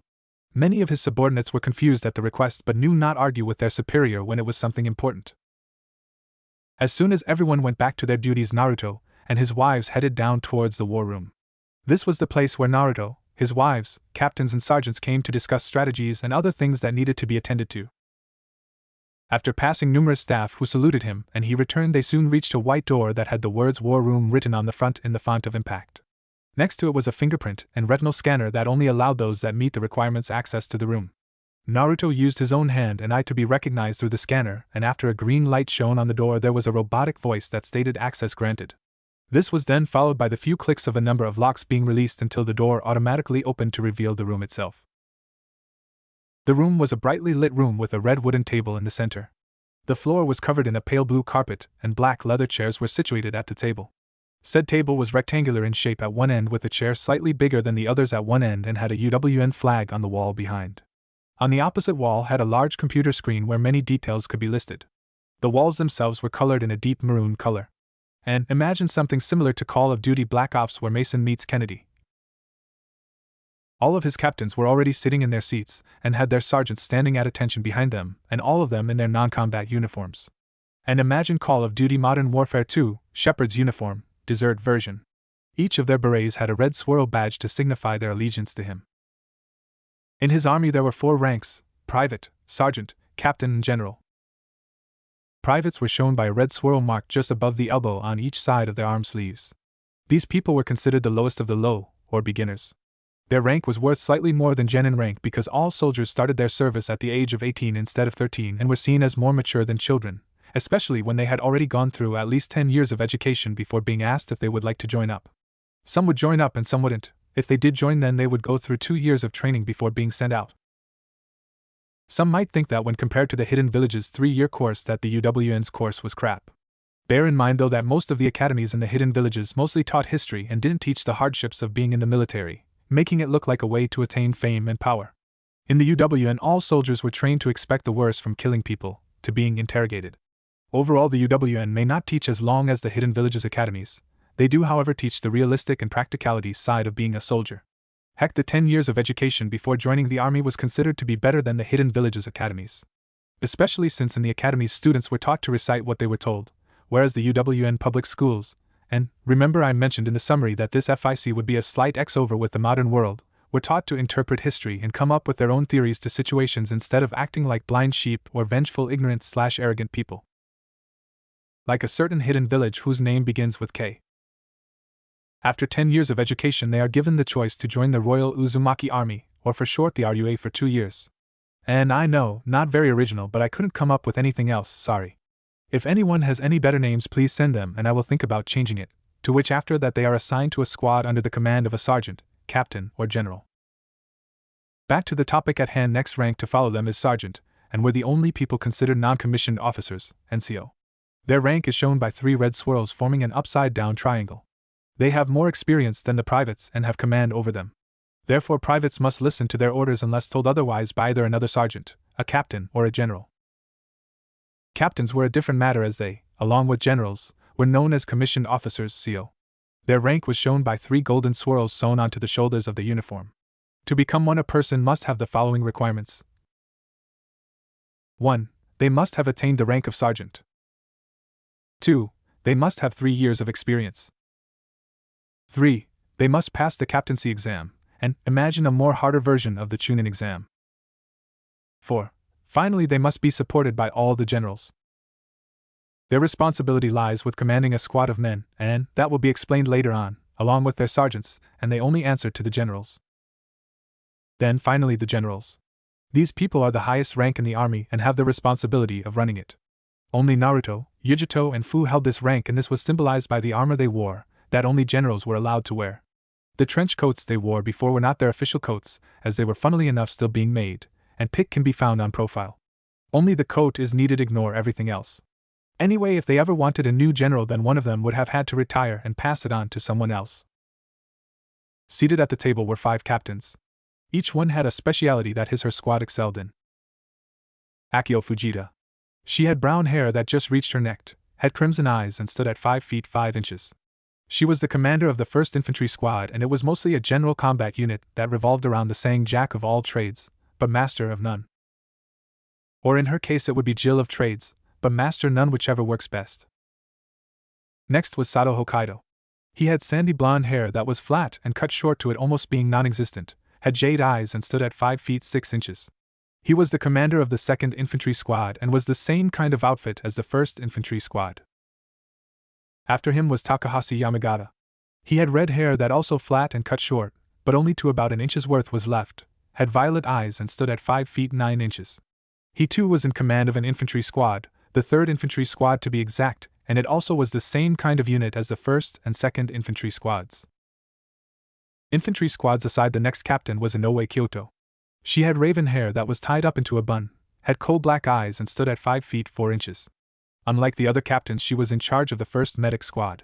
They did not do any fighting, instead they set up field hospitals, worked at already existing hospitals as doctors and nurses, and they trained field medics to be assigned to each of the other squads in case one of them become wounded. Yamamoto Okayama followed her. He had blue hair reach his chin but surprisingly didn't obstruct his view, had brown eyes, and stood at 5 feet 8 inches. He was in command of the 1st Airborne Squad. They were to man anything that involved the air, ranging from jets and bomber planes to helicopters and nuclear strikes. Following him was Sakamoto Kumamoto. He had green hair that was cut the same as Takahashi, had blue eyes, and stood at 6 foot. He was the captain for the 1st Armor Squad, who were to command all land vehicles from boats to tanks. Lastly was Kinjo Okinawa. He had brown hair pulled into a low ponytail, had honey brown eyes, and stood at 5 feet 7 inches. He was in charge of the 1st Supply Squad, whose responsibility was to make sure that supplies were always available, ranging from bombs to medical kits. Upon seeing their generals, they all stood up to attention and saluted simultaneously. Yuzukage-sama. they chorused at the same time. Naruto smiled at the professionalism of his army. They were a cross between the Hokage's will of fire and Danzo's idea of shinobi tools. Both had merits and both had faults. Naruto viewed the world in a slightly different light that closely resembled the theory of yin and yang. That so long as one thing existed, the opposite would also exist. So long as there was light, there were also shadows. And where there were shadows, there was light. There could never be one color. Only different shades of gray. The perfect example being the situations between the East and West. The East were in constant war and lost family and friends. People hardly found any life-lasting peace and had to struggle to survive, either from physical problems like killings by shinobi or mental problems such as prejudice. This led to the East gaining a very dark shade of gray. The West, on the other hand, found peace and unity. Friends and family prospered, and most losses were due to either old age or unfortunate accidents or incurable diseases. Therefore, people were able to live safe lives and not have to constantly train and kill to survive. And thus the West gained a very light shade of gray. At ease, captains pause as the captains relaxed their stances. Now first I would like to say thank you for attending this meeting, as it affects everyone here and it revolves around the call for an alliance from the elemental nations. Please may you take your seats, ladies and gentlemen. Naruto greeted as the captains took their seats and awaited for Naruto to continue. Seating in the chair at the end of the table, and Yujito and Fu moving to sit in the chairs immediately next to him, Naruto picked up the remote control for the screen on the opposite wall and switched it on. Alright, the alliance was called for by the following people.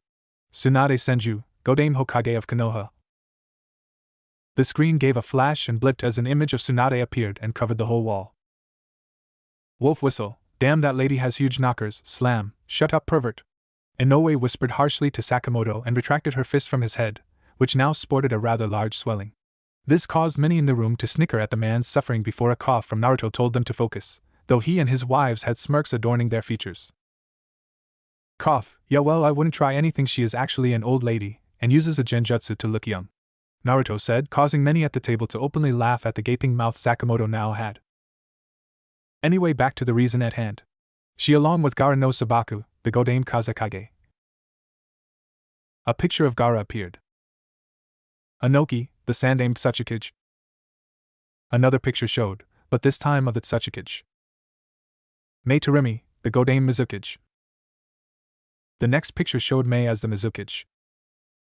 The Yandame Raikage. The picture of him shocked the generals slightly at seeing at how bulky the man was, and noted that he seemed to have become the Raikage mainly because of strength in body and not mind. And Mifune, leader of the samurai and Tetsu no Kuni, asked for an alliance between their shinobi alliance and our united whirlpool nations. Safe to say that the negotiations went as I expected, Naruto stated as more pictures started to show until all the leaders were now on the screen. After getting their appearances down in detail, Sakamoto paying extra detail to the Mizukage, they all noticed what Naruto had said at the end. What do you mean, Naruto-sama? Akio asked as the other captains listened in to his response. When I went to this meeting, I expected it to be a slow in progress, and suffice to say I was right, because since this army can't use chakra, that Tsuchikage was convinced that we would not be able to provide anything of value. So he made a bet with me, Naruto replied as the captains became angry at the accusation. What were the rewards and conditions, Naruto-sama? Kinjo questioned as the others nodded in anticipation. The stakes were the United Whirlpool Nation and Yuzushiogakure. The bet itself is a one-on-one tournament between the Konoha 11 and I. The rules being that I must only use equipment available to fresh soldiers and that I get to rest between each match. Naruto finished explaining the bet to his captains. The captains themselves grinned at the prospect of seeing some of the most elite shinobi of Konoha, and their leaders past tormentors, humiliated by their leader with only the equipment available to new soldiers. Then they would gain more contracts with traders, thereby gaining a higher economy. The best part was the experience their soldiers would gain by being escorts to the traders. Finally, they could use Yuzushio as a main port to their ships, as it was the only elemental nation that had the deep seas available to make building ports faster. So when will this happen? Takahashi asked with a grin. Grinning back, Naruto replied, tomorrow at Konoha's Chunin exam stadium. We, and I mean all of us aside from the sergeants. Sorry guys, but I need you on watch in case something happens. The sergeants smiled and nodded in understanding. Thank you for understanding. And so we will be given seats for everyone but me to watch the event. There will also be potential clients that may want to do business with our nation. From there I will face each of the Konoha 11 in one-on-one combat matches, to which I must win all of them to win the bet. Nodding back in response, Naruto decided to give his captains some advice for when they arrive at Konoha. Before we finish this meeting, I would like to give you some advice for when we arrive in Konoha. Firstly, as soon as we arrive, I want you all to activate your hidden cameras. This way, if you are attacked, we will have proof that you were only defending yourselves as is within the rights of visitors. Second, control yourselves. The people there are capable of saying some very harmful things, and if you must get angry with them, then only insult back, do not ever throw the first punch. Third, people will be curious about you and will try to gain information indirectly through you. This is where my trust with you is at its highest, for I trust you not to reveal anything they can use to their advantage. Then lastly, be on guard. These people are known to bring in mobs to beat on people. Kami knows how many I was subjected to. If they do bring a mob to hunt you, then stand your ground, use your flares to signal us, and use lethal force if necessary. Just make sure they are after you first, and they pull the first move. Other than that, all I can say is enjoy yourselves. Oh, and if you happen to go to a Chiraku ramen stand, then please tell them I've missed them, and I am willing to offer them a place in the UWN, especially for them if they want to move. Naruto advised his captains, who nodded in response. Okay, then meeting concluded, and be ready at 9 a.m. for transportation. Naruto finished as everyone gave him and his wife salutes before giving orders to their sergeants, and leaving the room. Once they were gone, Naruto let out a breath he didn't know he was holding. Damn, that was a long meeting, he thought as he wiped away the sweat that had been forming on his forehead with his hand. He was about to stand up before he was brought into a three-way kiss with his wives. The taste of their tongues and mouths were heavenly to the blonde, as they had their own unique flavors. Yujito's had a hint of fish and milk, whilst Fu's tasted mostly of oranges. A few minutes passed until the need for air became apparent. Yujito-chan, Fu-chan, what brought this on? He questioned them. Their response was to grin before both started to grind themselves against him, causing all three to become aroused. We believe that you need some relaxation before the big event tomorrow, Naruto-kun. Yujito purred as she placed her hand on his crotch and squeezed him slightly through his clothes. Glancing at the clock, he noticed that it was only 7 p.m. Plenty of time for some fun, he thought mischievously as he heard a go kit from Kurama. Grabbing his wives by their waists, he disappears, and, that will be explained later on, to their bedroom to relax. And it was on that day that the west side of the ship wished Kami have mercy on those on the eastern side. For the sounds of Naruto making love to his wives certainly didn't. At the same time in Konoha, Hokage's tower, Tsunade sat at her desk, and next to her were the other Kages, all of whom had blank faces. In front of her desk were the Konoha 11 along with their sensei, Iruka and Enko. As Tsunade eyed each of the occupants, many felt a chill run down their spines, especially those who she knew were responsible for Naruto's suffering. Tsunade, seeing how nervous they were, decided to present them the challenge that was agreed to. Okay, the reason you are all here is because when we met with the Uzukage, one of us accused his support as being inadequate. Tsunade then glared at the Tsuchikage, who humphed and looked away. Before she could continue, she heard a snort from a certain raven-haired Avenger, and, he doesn't know Itachi is already dead. Turning towards the Uchiha, she took note of him and his history. Sasuke was wearing the traditional Jonin outfit and wore his Hideate on his forehead. He also carried a tanto strapped vertically to the back of his right shoulder.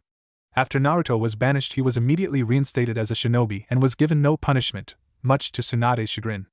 In fact, he was praised even more for getting rid of the demon, and it downright pissed her off that the man responsible for banishing the person she saw as a little brother. Something to say, Uchiha-san? She growled as the man gave his usual smirk. Yeah, actually. Why do we need help from them? They can't even use chakra. In fact, I say that we invade them and take over the West. Then enslave them as they should have been the moment they lost their chakra, Sasuke said with Sakura cheering him on. Mainly of the Konoha 11 wanted to disagree with them, but honestly didn't know what the UWN was capable of, so they kept quiet. Sasuke was about to rant on more but was silenced by his sensei, who grabbed his shoulder tightly. Sasuke, was you there at the meeting between the Uzukage and the leaders of the Shinobi Alliance? Kakashi asked the Uchiha, who shook his head and was quiet. No? Well then, Uchiha-san, it'll be best that you keep quiet, because whatever they lack in chakra they made up for in technology, Tsunade snapped. Sasuke gritted his teeth and wanted to yell at the Hokage, but decided against it, and went back to brooding and coming up with numerous ways to kill his brother. Boy, was he going to be disappointed. Now that that is sorted, let me tell you about the bet. The stakes were rather high, to say the least. You, the Konoha 11, will face the Uzukage in a one-on-one battle tournament. The rules include that the Uzukage must be allowed to rest between matches should he want to, and that the Uzukage must use only equipment that are given to fresh soldiers. The rewards are if the Yuzukage wins, then Hai no Kuni must give the UWN Yuzushiogakure and all that it contained before the Fire Daimyo claimed it. But if the Yuzukage loses, then the UWN all that it has will be given to the Shinobi Alliance without question. Tsunade announced as looks of shock made their way to the other occupants of the room, minus those who already knew. The guy must be an arrogant as well as an idiotic leader if he wanted a losing wish like that. Sakura insulted as the people who were at the meeting looked at the pink-haired Kunoichi with an "Are you an idiot" look. Well, that is what you think. Now though, I would like to conclude this meeting at an end and wish everybody a nice day. Tsunade concluded as the other Kages nodded and left the room to go to their hotel rooms for the night. The Kage though sent a small glare to the Uchiha and Harino on his way out, though the Uchiha scoffed and the Harino glared. Once they had gone, Tsunade took the time to observe the Jonin and Tokubetsu Jonin that now stood presently. The Konoha 11 sensei hadn't changed at all except for getting older. Iruka hadn't changed either except that he was slightly cold towards his old students for disregarding his teachings on looking after comrades. Enko had changed slightly, only difference being that she no longer was a Tokubetsu Jonin, but a fully fledged Jonin, though it took a lot of convincing the council to allow her to take the exams. Niji Hyuga, a Jonin, and wore the standard Hyuga Jonin robe, and, apart from Sasuke and Naruto, all of the Konoha 11 are wearing their Shippuden outfits. His attitude had changed greatly from his genin days, namely he had dropped his entire fate complex and wasn't cold to everyone unless he believed they deserved it, like a certain Uchiha and Banshee. Shikamaru Nara, a Jonin, and wore standard Jonin clothes. He was still as lazy as ever, though his intelligence was showing more now than ever, and he had been increasing his physical training due to the war. He had also become the head of the Nara clan after his father was killed in battle with some Oto Jonin. Chuji Akimichi, a Jonin, and wore samurai-like armor so that he could use his family jutsu efficiently, and he grew his hair out more. He still ate as much as he did before, and he was still quite cheerful, since his father passed on the title to him, and retired. Shino Abirame, a Jonin, and wore a big coat that covered him completely. He took over his clan when his father became too old to carry the title, and so became clan head. He was still as stoic as ever from his genin days, though he did show a bit of emotion from time to time. Ino Yamanaka, a Tokubetsu Jonin, and wore a more older version of her genin outfit. She was the clan head, but her father still worked in the TI, torture and interrogation, department. She was also more level-headed from her genin days, her abuse of Naruto before his banishment being the most influential. Kiba Inuzuka, a Tokubetsu Jonin, but was not a clan head, and wore a dark jacket and pants. His partner, Akamaru, had grown to a height that allowed Kiba to ride him if needed. His attitude hadn't changed much, still brash and hard-headed, though he was a little bit more calmer than before. His mother was still clan head, but was planning to give him the title soon. Hinata Hyuga, a Tokubetsu Jonin, but was also not a clan head, and wore a blue and white coat and pants. She was still shy, but only it had lessened down by a lot. She was due to be the new clan head, but the clan elders were giving Hayashi trouble with it, claiming that she wasn't good enough. Today she was still hurting over what she had done to Naruto, and was waiting to apologize to him when she got the chance, especially when shortly after he was banished, and she found out the truth, she broke down crying and sobbing. It took 2 weeks to get her back on duty, and when she did she was for a time quiet and unresponsive. Tenten, a Tokubetsu Jonin, and wore a white top and red pants. She had gained the title of Konoha's weapons mistress over the time she would constantly use her skills in weapon using to gain a reputation. She hadn't changed much in terms of attitude, but no longer fawned over Niji as much as she did in her genin days, and unlike Sakura she wouldn't let it cloud her judgment. Rock Lee, a Jonin, and wore the exact same thing as he did in his genin days, but also wore the Jonin vest along with it. He was so alike guy that many people got them confused, and the only way to tell them apart was if you knew them on a personal level to make the differences. Sakura Harino, a Tokubetsu Jonin, and wore a red tank top and a pink skirt with black biker shorts. Apart from being a medic nin, she had not changed at all. In fact, apart from the jutsu Tsunade taught her, she was basically the same from her genin days. Still a fangirl and still annoyed everyone that didn't do as she ordered. Recently the girl had been demanding Tsunade to give her the slug contract and pass on the title of slug sage to her.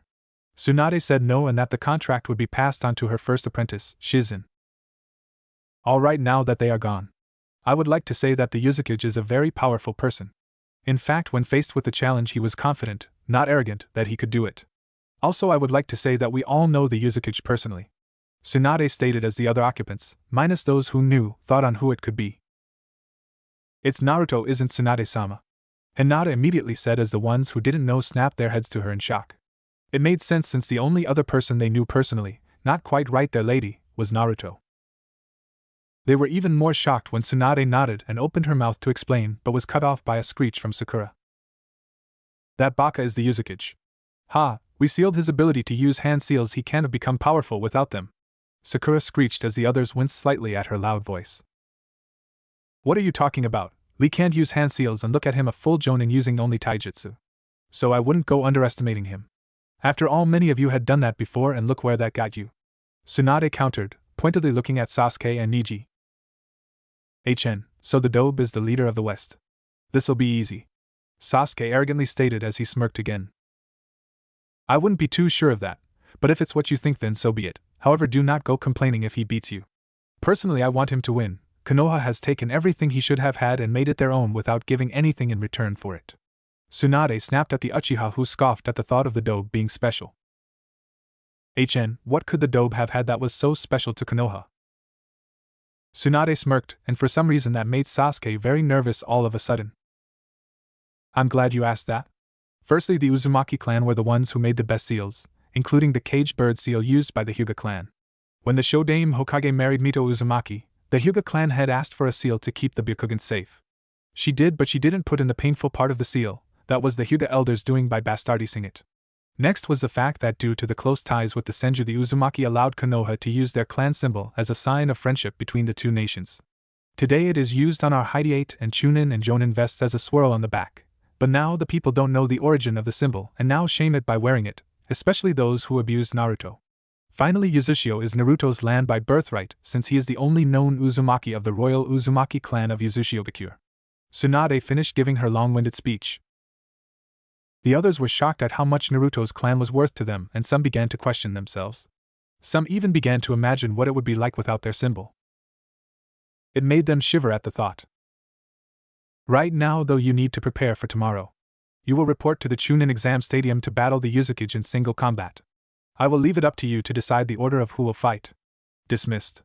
Tsunade ordered as everyone bowed, minus Sasuke and Sakura, and disappeared in a series of shunshins. When they had gone, Tsunade swiveled in her chair to look out the window over the once great Konohagakure that her grandfather founded and that had now lost the ideas that he wanted it to believe in. I can only hope he doesn't permanently cripple them, and no doubt the council, well, the civilian council to be precise, will be furious to hear the news. Then the elders and Danzo will push for him to be killed or kidnapped and made into a human weapon. Sigh, tomorrow's going to be a long day and I am going to need a lot of sake to get rid of the headache that is going to come. Naruto, even when you're not doing it intentionally you still cause me headaches. Tsunade tiredly thought, but had a small smile on regardless. Picking up her sake bottle, she poured herself a cup, gave a brief toast, downed the alcohol in one go and prayed to Kami have mercy on her when the time came. Because tomorrow's event certainly won't. Meanwhile at the Akatsuki base. I see, so the missing Jinchuriki have been found, and it turns out that the Kyuubi's Jinchuriki is the Uzukage of the United Whirlpool Nation. This is both good and bad. Good because I can now have the tools needed for the Tsuki no Mikikaku, but bad because we may have more enemies to deal with, even though most of his army will stay in the UWN to guard it from us. Unlike those Kages, I will not underestimate them. It would only lead to our downfall, especially since when applied to Naruto Uzumaki his opponent tends to lose. Setsu, keep an eye on them and report to me the results of this bet made. Everyone else be prepared for the future. Madara ordered before disappearing using Jikuken Ito. Orochimaru was surprised that the Kyuubi brat was the leader of the UWN but wasn't concerned about that. No matter, I will soon have the Sharingan from Sasuke-kun, and when I do I will gain the Mangekyo Sharingan. Next I will trade them for Itachi's eyes and then gain the eternal Mangekyo Sharingan and then the legendary Rinnegan. Ku, and with that Orochimaru slivered back to Otogakure where he proceeded to make more plans for the future. CV-67, codename Baseplate. Beep beep beep B-slam. That was the sound of Naruto smashing his alarm clock to pieces as he slowly opened his eyes, to see the wonderful view of both of his wives sleeping on either side of him. Yujuto was on his left side and Fu was on his right, both with smiles on their faces as they snuggled into him. He chuckled slightly before deciding it best to wake them by bending his head down. He planted kisses on both of their foreheads, causing them to stir in their sleep. Eventually the pair started to awake and both yawned in synchronization, to which he found to be cute when both wiped the sleep out of their eyes before they concentrated on him. Smiling back at him, the two women kissed him on lips as their form of mourning. Well, that sure is one way to wake up to a beautiful sight, especially after what we did last night. Naruto smirked as they broke the kiss and winked at his wives, who blushed deeply when they remembered last night's activities. Yujito then lightly slapped him for the comment. Naruto couldn't stop being a pervert. Yujito playfully reprimanded that only caused all three to laugh lightly. It was then that they caught sight of the clock on the opposite wall and noticed that it was 8 a.m., meaning that they had an hour to get ready before having to meet the captains at the Hueys for their departure to Konoha, a place that Naruto was in no hurry to arrive at all. I think it's time we get up. After all, it wouldn't do good to come late and disappoint everyone, Naruto said as all three began to change into their uniform and eat breakfast. After they ate breakfast, they made their way to the launch deck of the aircraft carrier. On the way, they received numerous salutes, to which they returned and proceeded to climb the corridors until they finally reached the launch deck. On the deck, 3 Hueys were stationed in a line, and in the cockpit were both pilots that were doing final checks on the machines to make sure they were working properly. In front of them stood the captains and 15 soldiers. The 15 soldiers were standing at attention and in 3 ranks of 5. The captain stood a few feet in front and facing them. When they saw Naruto, Yujito, and Fu arriving, Akio began the drill. Commanding officer on deck, salute. She finished yelling as each member of the group saluted their generals. Said generals marched in sync until they stood in the center between the captains and the privates. At ease, men, Naruto ordered as the soldiers withdrew their hands from their foreheads and placed their hands behind their backs whilst widening the space between the legs in a more relaxed stance. Once they were done, Naruto thought it best that he give the advice he had given his captains the previous day, as they would be being inserted into a potential hostile country. They needed to be aware of the tension that was sure to come about whilst in Konoha. Now, first of all, I want the first rank and the first 2 people on the left in the following rank to take 1 step forward. The first rank, containing 5 soldiers, and the other 2 soldiers took 1 step forward completely simultaneously. You 7 will be bodyguards for captains Fujita, Hokkaido, Yamagata, Kyoto, Okayama, Kumamoto, and Okinawa. You will defend them until told otherwise by either a captain or general. We will be traveling to Konohagakure, and our ETA is 1,200 hours. The east is a very hostile area, and you will treat everyone there with caution. When we arrive, you will activate your hidden cameras. This will serve mainly as evidence in case you are attacked. In the event that you are attacked, you are allowed to use lethal force. They may also come at you in a mob. If so, use your flares to signal us and stand your ground until reinforcements arrive. When we arrive, we will head to Konoha's Chunin Exam Stadium, where I will face the Konoha 11 in one-on-one matches. You will be guarding the captains in their designated seating area and will prohibit anyone from entering unless given permission by either the captains or generals. After that, we will stay at a hotel where tomorrow the negotiations will continue. Then we will rendezvous with the Hueys, codenamed Hawk, and extract back to HQ. In the meantime, everyone else is to secure the rendezvous point and make sure no one unfavorable tries to sabotage us or gain information on our armed forces. Understood? Naruto finished as he waited for their replies. Sir, yes sir, they chorused all together. Right face, Sato stated as the soldiers all turned 90 degrees clockwise so that they were now facing the Hueys. Mount up, Sato continued as each rank marched in sync towards each helicopter, and proceeded to board them and check their weapons and other equipment to make sure they were in good conditions. When they were all seated, Naruto, Yujito, Fu, and the captains also boarded the Hueys as the rotating blades started to pick up speed and dust. Upon taking his seat, Naruto pressed his right index and middle finger to his ear in order to activate his codec. It was a very advanced form of communications that allowed all of his subordinates to contact him and, if necessary, allowed the views of their hidden cameras to appear on his interface. The best part of it was that it practically invisible unless you were up close to him. Okay, we'll be moving in a reverse triangular formation. Hawks 1 and 3 will be at the front whilst Hawk 2 will be at the back, and keep an eye out for anyone suspicious.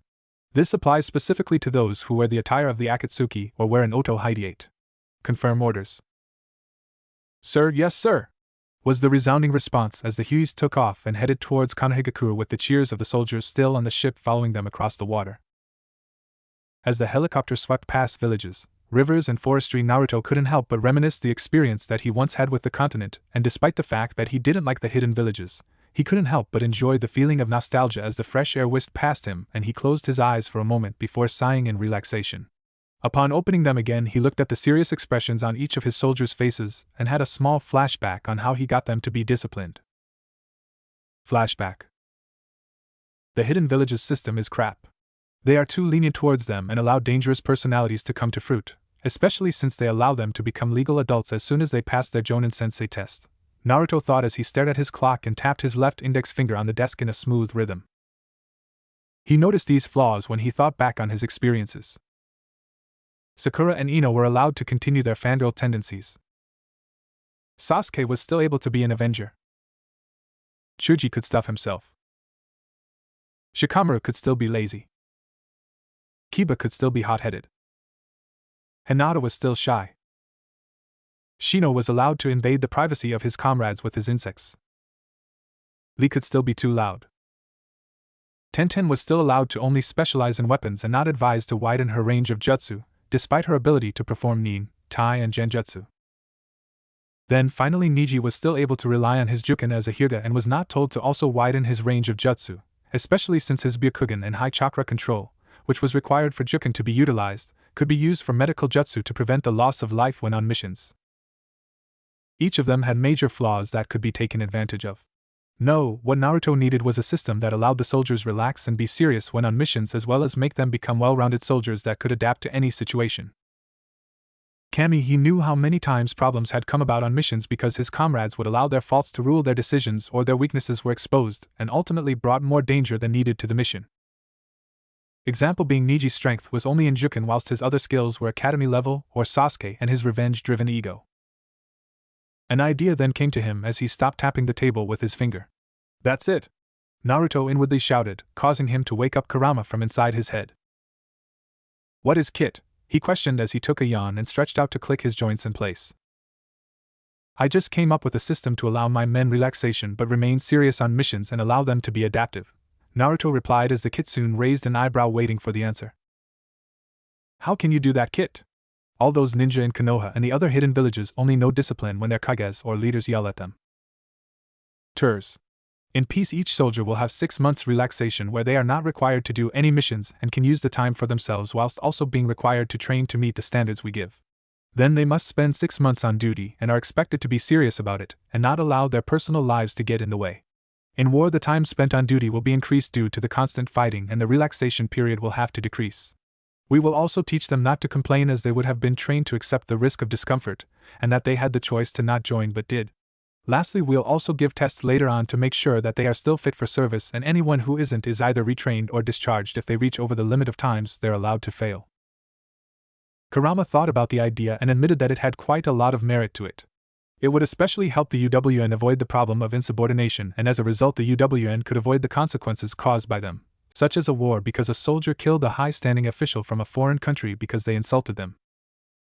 He was even more convinced of this when he remembered that some of the shinobi wars were started because of less provocative activities. "Okay, Kit, it sounds like a good idea specifically since it would mean less trouble for you as you do run a nation that rivals all the elemental nations put together," Kurama stated as he went back to sleep. Naruto's sweat dropped at his tenant's ability to just sleep. He had to be lazier than the Naras. Meanwhile in Konoha, a certain pineapple-haired Chunin sneezed, breaking his concentration from the shogi game he was playing and sending the pieces flying over at his ex-sensei. "Troublesome, someone must be talking about me. Damn, I was so close to winning that round, sigh, guess the score is still 100-30 and to Shikamaru no less. I knew he was a genius but this takes the rice cake," thought a certain smoking Sarutobi. Anyway, Naruto grabbed his ballpoint pen and started writing down the orders for the new system he wanted implemented for his army. End flashback. It was then that he noticed a wooden crate that was on the helicopter. On top it had the word standard military outfit in big bold impact font, and below it in a smaller font was the list of what it contained. 1X standard combat uniform. And Call of Duty Modern Warfare 2, Ranger outfit, forest version. 1X first aid kit. 2X flashbangs. 2X smoke grenades. 3X M67 fragmentation grenades. 1X Beretta M9. 5x9mm ammunition magazines, 15 rounds per magazine. 1X stun knife. 1X gas mask. 1X thermal/night vision goggles. 4X ration bars. 1X water canteen. Plus other necessities. The crate itself was missing the standard Colt M16A2, but Naruto had denied it as he believed that the rifle was only really necessary when facing numerous opponents at once, and not in one-on-one fights. Looking towards his wives he saw that they were staring out over the continent as well. Probably thinking back to their time here as well, he thought before closing his eyes to rest before he would have to face his former comrades. His thoughts were spot on as his wives were thinking back on their time in the elemental nations. Yujito was remembering the only good times she spent with Team Samui that included Karui, Onmui and Samui as their leader. Fu was thinking back on her only friend Shibuki, the leader of Takigakure and also a friend of Naruto when he was still a part of Team 7 and was tasked to escort him back to Taki to rule it. In fact, due to unforeseen problems he ended up saving Taki, although his sensei only seemed to praise the other two. Looking back to their husband and then glancing at each other, they both came to the same conclusion. We're not going to let anyone hurt Naruto-kun or either of us because of their bitterness. That we swear on. Meanwhile in Konoha, the Kages, Mifune, the Konoha 11, their sensei, Anko and Iruka were all standing atop the Hokage monument that now had Tsunade's face added to it. Tsunade herself was pacing back and forth, biting her thumbnail every so often with a look of worry on her face. Though nobody who knew of her connection to the blonde Jinchuriki would blame her, as she did view him as a surrogate little brother. The Konoha 11 had mixed feelings. Some people were curious as to what their friend now looked like and how he became a leader to a continent that had basically the same problems as them. These were Shikamaru, Shino, Lee and Chuji. Then there were people who were nervous about meeting the man who they had beaten 10 years ago. These were Ino, Hinata, Kiba, Tenten and Niji. Finally there were those who wanted nothing more than to beat the man to a pulp and steal all that he had made to fulfill their own desires, namely Sasuke and Sakura. The Konoha 11 senseis, along with Iruka and Anko, were wondering what the blonde looked like after 10 years, aside from Guy and Kakashi who already knew but refused to divulge any information on him. Many though shivered when they heard Anko whisper to herself all the possibilities that he could look like as well as how he had grown. In more ways than just height-wise. The Kages and Mifune were just thinking of ways of how Naruto could beat any of the Konoha, and so far they couldn't come up with anything. The only thing they thought he could fight with was hand-to-hand combat, and weapons, and even then they were sure it wouldn't compare to the Konoha 11s since they can use chakra and he can't. It was 12 p.m. when the Kages, Mifune, Guy and Kakashi heard the familiar chopping sound of the Hueys. They glanced at the others who were looking around wondering what the noise was. What is that sound? Was the question that was generally being mentally asked amongst those who had not encountered the helicopters. Looking out over Konoha they saw the Hueys approaching them at high speeds that they themselves would be hard-pressed to match. Those who hadn't seen them before wondered how on earth a nation that had no access to chakra could make something that could achieve flight. A feat that only a few in IWA could do. They were not the only ones staring up at them in confusion and awe, as many of the Konoha villagers and ninja were thinking the same thing. What the hell? They heard Kiba shout as everyone was forced to hunch over slightly as the Hueys started to land in the clearing behind the Hokage monument. As soon as the rotating blade stopped moving, the shinobi and samurai were able to stand at their full height again and gazed at the men and women standing before them. Naruto, his wives and his captains stepped out of their transports first and formed two ranks, Naruto and his wives in the front and his captains behind them. The other soldiers were still on the helicopters unloading the luggage everyone had brought with them. Naruto and his company gave a small bow in respect before he decided to greet the leaders. Good evening Hokage Dano, Kazekage Dano, Mizukage Dano, Tsuchikage Dano, Raikage Dano and Mifune Dano. He then glanced impassively to the others in the audience who all shifted slightly, except two who glared at him. Inwardly rolling his eyes at his ex-teammate's childish behavior, Naruto continued his introduction. Along with me are my commanding officers of the United Whirlpool Military. May I introduce Generals Yujito Uzumaki and Fu Uzumaki. After them are my captains. Captain Akio Fujita, commander of the 1st Infantry Squad. Captain Sato Hokkaido, commander of the 2nd Infantry Squad. Captain Takahashi Yamagata, commander of the 3rd Infantry Squad. Captain Inoue Kyoto, commander of the 1st Medic Squad. Captain Yamamoto Okayama, commander of the 1st Airborne Squad. Captain Sakamoto Kumamoto, commander of the 1st Armor Squad. Then finally Captain Kinjo Okinawa, commander of the 1st Supply Squad. Once Naruto had finished, Yujito, Fu and the captains all gave a salute which confused the leaders but responded with a slight bow to show their respect. Welcome Yuzukage Dano. I believe that we should all depart to the stadium where you can change and then we can commence the tournament. Mifune stated monotonously as the Kages and Naruto nodded in response.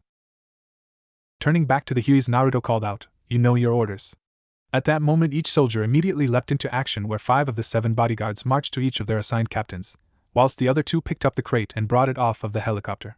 The remaining soldiers went about setting up the area so that they could sleep there whilst also being easily able to respond to any attack. The position Naruto and his group formed, where Naruto and his wives were at the front, the captains were behind them, along with the 2 carrying the crate, and the other bodyguards formed a protection circle around. While walking through the village, the group got many confused looks from the populace due to their odd appearance, which changed to glares when they recognized their leader. The Kages and their group were sweating slightly when they saw the looks being given and hoped that none of them would try anything stupid. Hey, isn't that the Kyuubi brat? Monster should have died.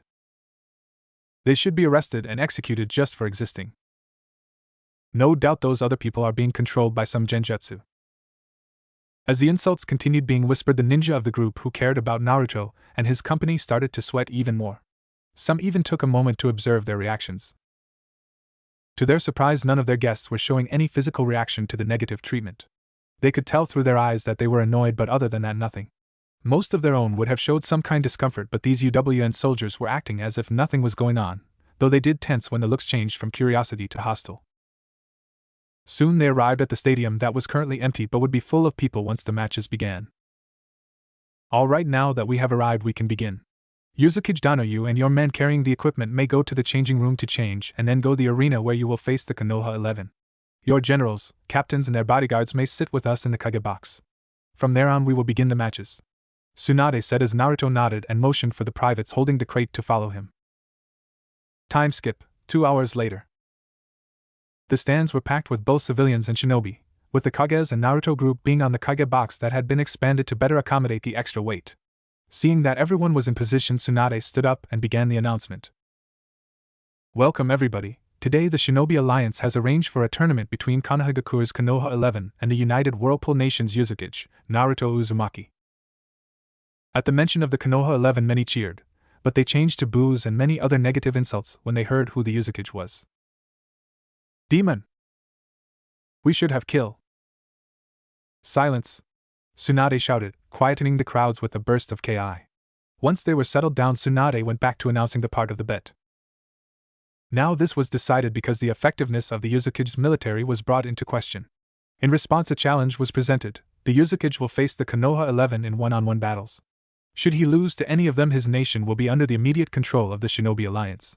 But if he defeats them all, then Yuzushiogakure will become a part of the United Whirlpool Nation. Now let's proceed to the first match. Tsunade finished as she received cheers from the people in the stands. When she sat back down, she turned towards Kakashi and the other Jonin sensei who were stationed as the guards for the Kages during the event. So Kakashi, what was the layout of the matches that your students decided on? Looking over to his superior, the copy Nin gave her his patented eye smile, which really annoyed people since so far nobody had seen his face other than his late father, late mother, and the late medic Nin that saw him at birth.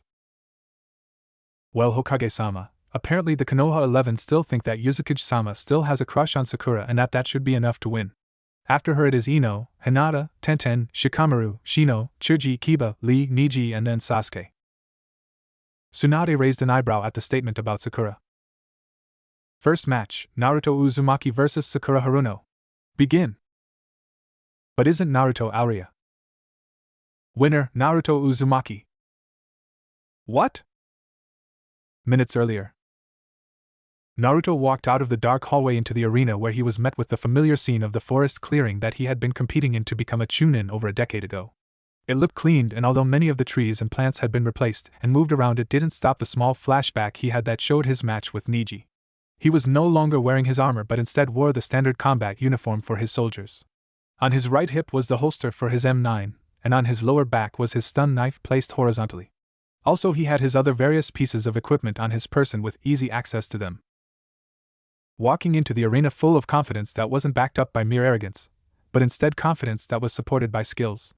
When he heard the comments made about him when he was announced, he mentally shook his head at the stupidity that had come about. It made him think how blind or idiotic the previous Hokages could have been if they believed Konoha to care for all of its inhabitants like family when they have shown time and time again that they don't care about anybody if it was only slightly not human. To add insult to the injury, the civilians are trying to control the shinobi as if they were their servants, and if they were challenged they would say the demon is controlling them. Then again, he hasn't seen firsthand what the village was like before the Kyuubi attack, so he couldn't judge them on that, though he was not allowing them to use that as an excuse for what they had done. They had been told to treat him like a hero by their prized yondaime, and they spat on it. Whatever happens to them is because of their own doing, not the Hokages. Upon seeing who the proctor would be for the tournament, he turned a bright red at seeing Anko Mitarashi, standing in the center of the clearing in the same outfit she had worn during the Chunin exams. It was always baffled him on how she could wear something like that and not in the least feel insecure about it. When said woman turned and saw Naruto standing there, she gave him a big grin that seemed to stretch across her face. Hey there, stud. So you ready for your first match? Yeah, I'm ready. Let's get this show started then. Naruto nodded, giving a smile back to the snake using kunoichi. Right, by the way, when this is over, do you want to get some dinner together after this? She asked in surprisingly nervous tone. Raising an eyebrow, Naruto thought back on his interactions with the woman. She wasn't mean to me like everyone else, and in fact she is treated to a lesser extent like me because of her past affiliation with Orochimaru, so maybe, he thought before replying. Sure, but anything further, and we will need to talk to Fu-chan and Yujito-chan about it. I don't want to start dating anyone that would upset my two wives, so it will be their decision overall. Sighing, Anko nodded in response. She knew it would be difficult, but it didn't stop her. In fact, she saw it as a kind of challenge. To be honest with herself, she had had a slight crush on the blonde when she was assigned to be his hidden guard when his birthday came about. He wasn't beaten constantly, just on his birthdays that coincided with the Kyuubi's attack. Other than that, though, he was ripped off when shopping. If he was even allowed to shop there in the first place, he was insulted by just about everyone in the village and was sabotaged in the academy by the teachers, except for Irika. In fact, Naruto in a way had suffered worse than Gaara did, despite saying otherwise during the Chunin exams. This was because even though everyone knew about Gaara's status, he was never actually beaten because of Shikaku. He certainly wasn't ripped off by store owners, and he knew who his parents were despite thinking that they hated him.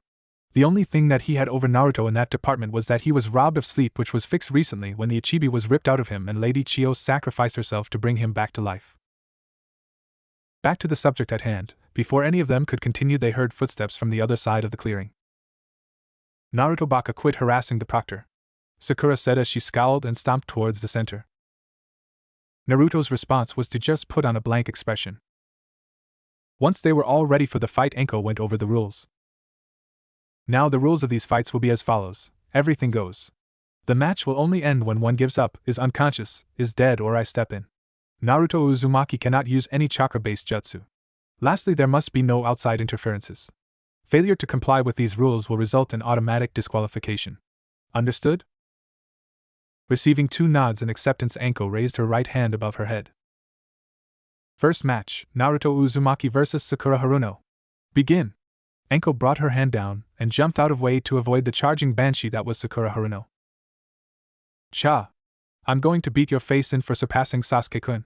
She shrieked as she charged in with a sloppy left hook, intent on crushing his skull with a fraction of Tsunade's strength. Naruto remained stock still with that blank look on as Sakura closed the distance between the two. 10 meters. 5 meters. 2 meters. Kaya! Sakura shouted as she swung her fist at the blonde. Naruto sidestepped to the right and delivered a hard elbow blow to the back of her neck, causing her to be temporarily stunned and hunch over as she lost her balance. Naruto then raised his right knee and struck right in the solar plexus, causing her gasp as her breath was robbed from her, as well as causing her to throw up her lunch. The pain was too much for the dieting, physically weak medic Nin and passed out, falling none too gracefully into a puddle of her vomit that smelled awful.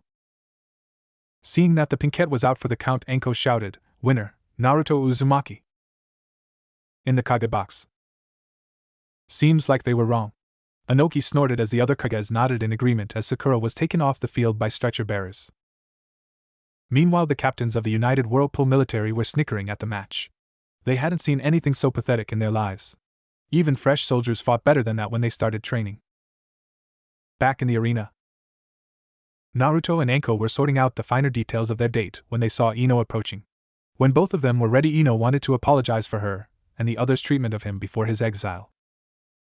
Naruto, before we start, I want to say we're all sorry about what we did to you before you were banished. Can you please forgive us for our foolishness? Her response was for Naruto to close his eyes and sigh. To be honest, he didn't want to bring this up until after the fight, so he decided it was best to answer the girl with something along those lines.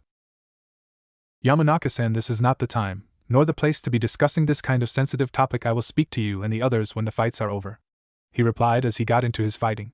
Withdrawing the stun knife that was sheathed horizontally on his lower back, he proceeded to stand with his right leg in front of his left, held the knife in the reverse grip in front of him along with an open left hand, and crouched slightly. Ino nodded and got into her family's stance as Anko came up to begin the battle. Second match, Naruto Uzumaki vs Ino Yamanaka. Begin! Ino threw several shuriken at the blonde before blurring through hand seals as she performed her clan's most famous jutsu. Shintenshin no Jutsu. Ino shouted, her hands in a triangle-like shape and aiming at her fellow blonde opposite her. Up in the competitor's box. Damn it, Ino, that jutsu won't work. Shikamaru cursed as he facepalmed at her carelessness. What do you mean? Chuji questioned, who was munching on some crisps that he had brought with him. Chuji, that jutsu requires the target to be immobilized because of the backlashes it demands. In the beginning her mind moves slowly and in a straight line, so all Naruto has to do is dodge to avoid being affected. Then as it takes time for her mind to return to her body, Naruto can walk right up to her prone form, and it's game over for Ino. It's the reason why we have the Ino Shikacho trio, because it's our jobs to keep our targets from moving so she can get a clear shot. Shikamaru groaned as he took out a cigarette and lit it before taking a puff. Back in the arena. True enough, that is what exactly was happening, for as soon as Ino finished her jutsu, Naruto dive rolled to the right and ran straight to Ino's prone form. He then placed his stun knife at her neck and Anko decided to call the match. Winner, Naruto Uzumaki! Anko shouted as many of the ninja from the other villages cheered for the good fight, whilst everyone from Konoha were still stunned as they couldn't realize that the man down there was the same teenager they mistreated 10 years ago. As Ino came to, it took her a moment to realize that she had lost. Getting up, she walked over to the exit. Just before exiting, she looked over her shoulder towards Naruto. Naruto, promise you will speak with the Konoha 11 after this. We really want to apologize for what we did. And I said yes, now go, we have another match to do. Naruto replied as Ino nodded and finally was out of his view, only to be replaced by a blushing Hinata. Once everyone was ready, Anko began the next fight. Third match, Naruto Uzumaki vs Hinata Hyuga. Begin! For a moment neither of them moved, until Naruto moved his hands to his shirt and started to remove it. Phew, it's hot. In fact, it's so hot I need some more air, he said as his shirt was halfway off, causing a lot of females to blush at his toned abs and chiseled chest, and many males to glare and jealously. And Naruto-kun H hot, Hinata muttered as she pressed her index fingers and tried to get rid of the blush on her face. Soon it was too much for shy and timid Hinata, and it was much worse as she started having perverted thoughts. The result was her blasting off from a geyser of a nosebleed and pass out from both blood loss and the impact from falling. Naruto smirked as he put his shirt back on as everyone else sweat dropped at the victory. At seeing everyone's faces, he scowled. Hey, not my fault she's weak against my physique, Naruto said as everyone was snapped out of their dazes. A winner, Naruto Uzumaki? Anko asked uncertainly as she was also in a daze, but not from Hinata's loss. The stadium stayed quiet as Hinata was carried out of the arena as Tenten took her place. They may have been beaten easily, but I can assure you that you'll break a sweat facing me, she stated boldly as she got into a fighting stance. Good, was all Naruto said as he too got into a fighting stance. Fourth match, Naruto Uzumaki vs Tenten. Begin! Anko shouted, this time jumping away as she knew Tenten's jutsu were of the widespread kind. Indeed, she was right. Almost as soon as she had began the fight, Tenten had already brought out her sealing scrolls and proceeded to unseal her weapons from them as they sailed at the ex-Konoha shinobi. Unlike the others, Naruto was forced to dodge or deflect her weapons as they came flying at him from almost all directions, though it was easy for him to do so judging from the smirk on his face. Good, get annoyed so that she uses that big scroll on her back. Then I can go on the offensive, he thought as he dodged a kunai that missed him by a centimeter. Tenten, though, was getting frustrated. She had thrown all kinds of weapons at him only for him to either dodge or deflect him with that strange knife of his. Upon looking at it, she knew it was a high-quality weapon and would have had stars in her eyes if she wasn't in the middle of a fight right now. Looks like I'm going to have to use that, she growled as she jumped on top of the farthest wall and took off the large scroll on her back. Good, she's doing it, Naruto thought as he pulled out an M67 frag grenade and took off the safety pin but kept the safety lever on. Tenten through the scroll overhead shouted out one of her most powerful attack. Soga Tensasi. The sky literally became black from all the tools raining down on Naruto, who finally let go of the safety lever and tossed it at where Tenten was following the barrage. Boom. The resounding explosion caused many to gawk at the power behind it. It was twice as powerful as an explosive tag. How on earth did Naruto design that? Was the general thought going through the Kages and ninja, though there were plots of stealing the technology from a certain Raven, Pinkett, and Council. But that wasn't the end of it. No, in fact the shock wave caused by the explosion caused the weapons to go flying off course, leaving Naruto fine in the middle of a circle, surrounded by Tenten's weapons. Speaking of Konoha's weapon mistress, Tenten lay unconscious on the floor with multiple burn and stab wounds caused from the heat and shrapnel from the grenade. As she was carried away, Anko let out a whoop of joy. Finally! Some actual fighting is happening. I was afraid Naruto-kun would be able to win this without even trying. Winner, Naruto Uzumaki! Enko shouted in joy as said blonde chuckled at her antics. Kage box. It looks like Yuzukage Dano's military are competent. Wouldn't you agree, Sachikage Dano? Mei specifically asked Inoki, who humphed and looked in another direction, though on the inside he was regretting his decision with every victory. Naruto's captains and wives were smirking at the complete awe shown to something they considered a minor tool. Imagine their surprise if they saw a nuke, was their general thought as each one laughed inwardly. Arena floor. Damn, you're cutting through them like butter. Are you sure you're not cheating? Enko mocked as Naruto laughed heartily at her. No, Enko-chan, I can assure you that I am not cheating. The reason why I am winning is because I am mainly using tactics. Whereas most of the ninja today use flashy jutsu and have honor, I do not. To me it's about doing the job right, and the only time this won't happen is if civilians or hostages are involved, as I would focus on their safety, and unlike the hidden villages here, who make the shinobi look like heroes, all of my soldiers are taught both the good and bad about the military. They know that heroes are only made by the leaders when in fact all it was them defying the odds. Take the Yondaime Hokage for example. The possibility of winning against an army is small with one man, but with the Hiraishin he won against the odds and so he was named a hero. What they fail to realize though that one man's hero is another man's villain. Whilst in Konoha he is seen as a hero because he saved a lot of Konoha ninja, in IWA he is seen as a villain because of the IWA ninja he slaughtered, causing pain for any loved ones or relatives back home. Naruto informed Enko as the next opponent, Shikamaru, turned up.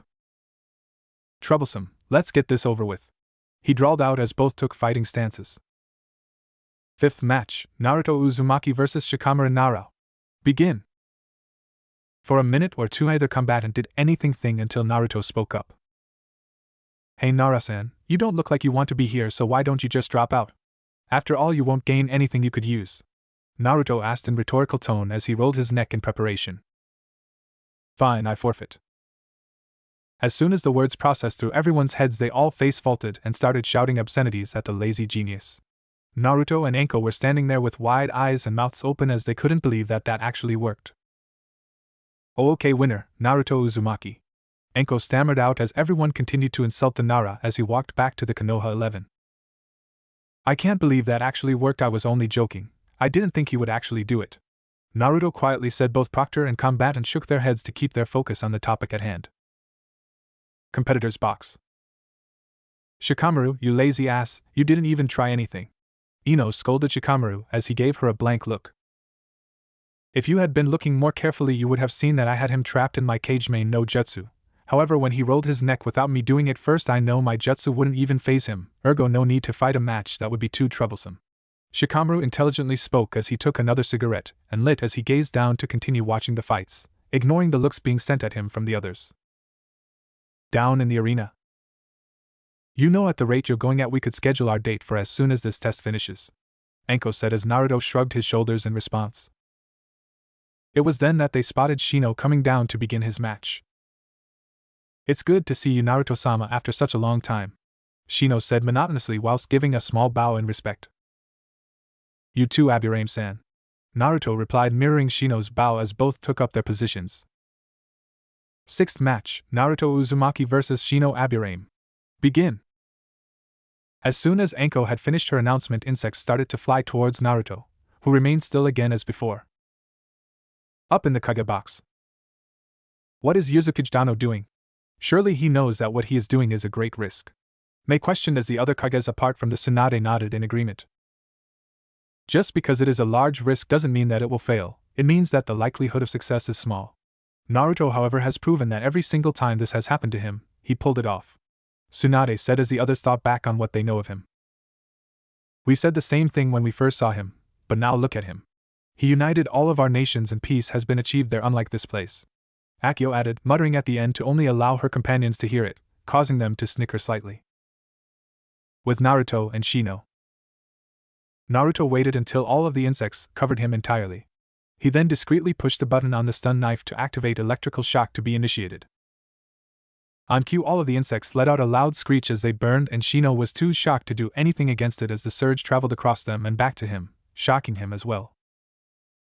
Soon it became too much and he collapsed from the pain, both physical from the electricity and the fact that his insect colony was almost destroyed. The crowds were once again stunned by the fight. They thought he couldn't use jutsu, but he hadn't used any chakra. Therefore, somewhere along the line he had found a way to use lightning without the need of chakra. It was shocking to say the least. The Kages themselves were in the same state of mind. Many of them were just blank on the inside as they were still staring in awe at what had transpired. Naruto's group, though, were laughing internally at the looks everyone had. It seemed that they believed everything relied on chakra. Boy, were they in for a wake-up call. Winner, Naruto Uzumaki. Damn, I'm bored having to repeat that. Enko ended complainingly. Don't worry, there's only 5 matches after that. I would like to treat you to a homemade dinner, Naruto said as Enko licked her lips in anticipation. Can I join? A voice questioned as the pair looked to see Chuji appear in his samurai armor. Sorry, Akimichi-san, that's for a date. Now let's begin, Naruto stated as he stood in his combat stance again. Chuji nodded and did the same. 7th match, Naruto Uzumaki vs Chuji Akimichi. Begin. Chuji was about to start doing hand seals until he saw Naruto take out a ration bar and start eating. What are those? Chuji asked in curiosity. Oh, just a protein bar, helps with conserving energy. Want one? Naruto finished, handing out one of the bars towards the unsuspecting Chuji. Sure, Chuji replied as he took one and ate it. As soon as the food touched his tongue, his eyes narrowed and his face turned a shade of green as he threw it away and started throwing up. He was too preoccupied with trying to keep his lunch that he didn't notice Naruto walk up to him and knock him out with a simple chop to the neck. Winner, Naruto Uzumaki. What was that you used against him? Poison? Enko added as she finished announcing the winner. Grinning, Naruto brought up the ration bar that he had given Chuji. Nope. The food was just horrible. You see, those were emergency food rations. They're kind of like the soldier pills, except it replenishes the body's energy instead of chakra. The problem with them, though, is that they taste terrible or tasteless. But hey, my men are trained to eat stuff like this until they can eat with a straight face like I did then, Naruto said as Enko took a bite from the one he had eaten. Almost immediately she spat it out again, making retching sounds, but not actually throwing up. Fuck, that's crap. This should be used for torturing people, not as an emergency food supply. She choked, throwing the pathetic excuse for food back to Naruto, who shrugged and finished it. This prompted Enko to make gagging noises to mock him, to which he returned with shaking his head with closed eyes and a small smile. Kage box. You know, if that kind of food can even make an Akimichi vomit, then I really don't want to try it, Gaara said in his usual monotone voice. The other Kages agreed quickly, deducing the same as the Kazekage. You're not the only ones, was the thought process of Naruto's group. Despite their experience and tolerability with the stuff, it still tasted horrible. Arena.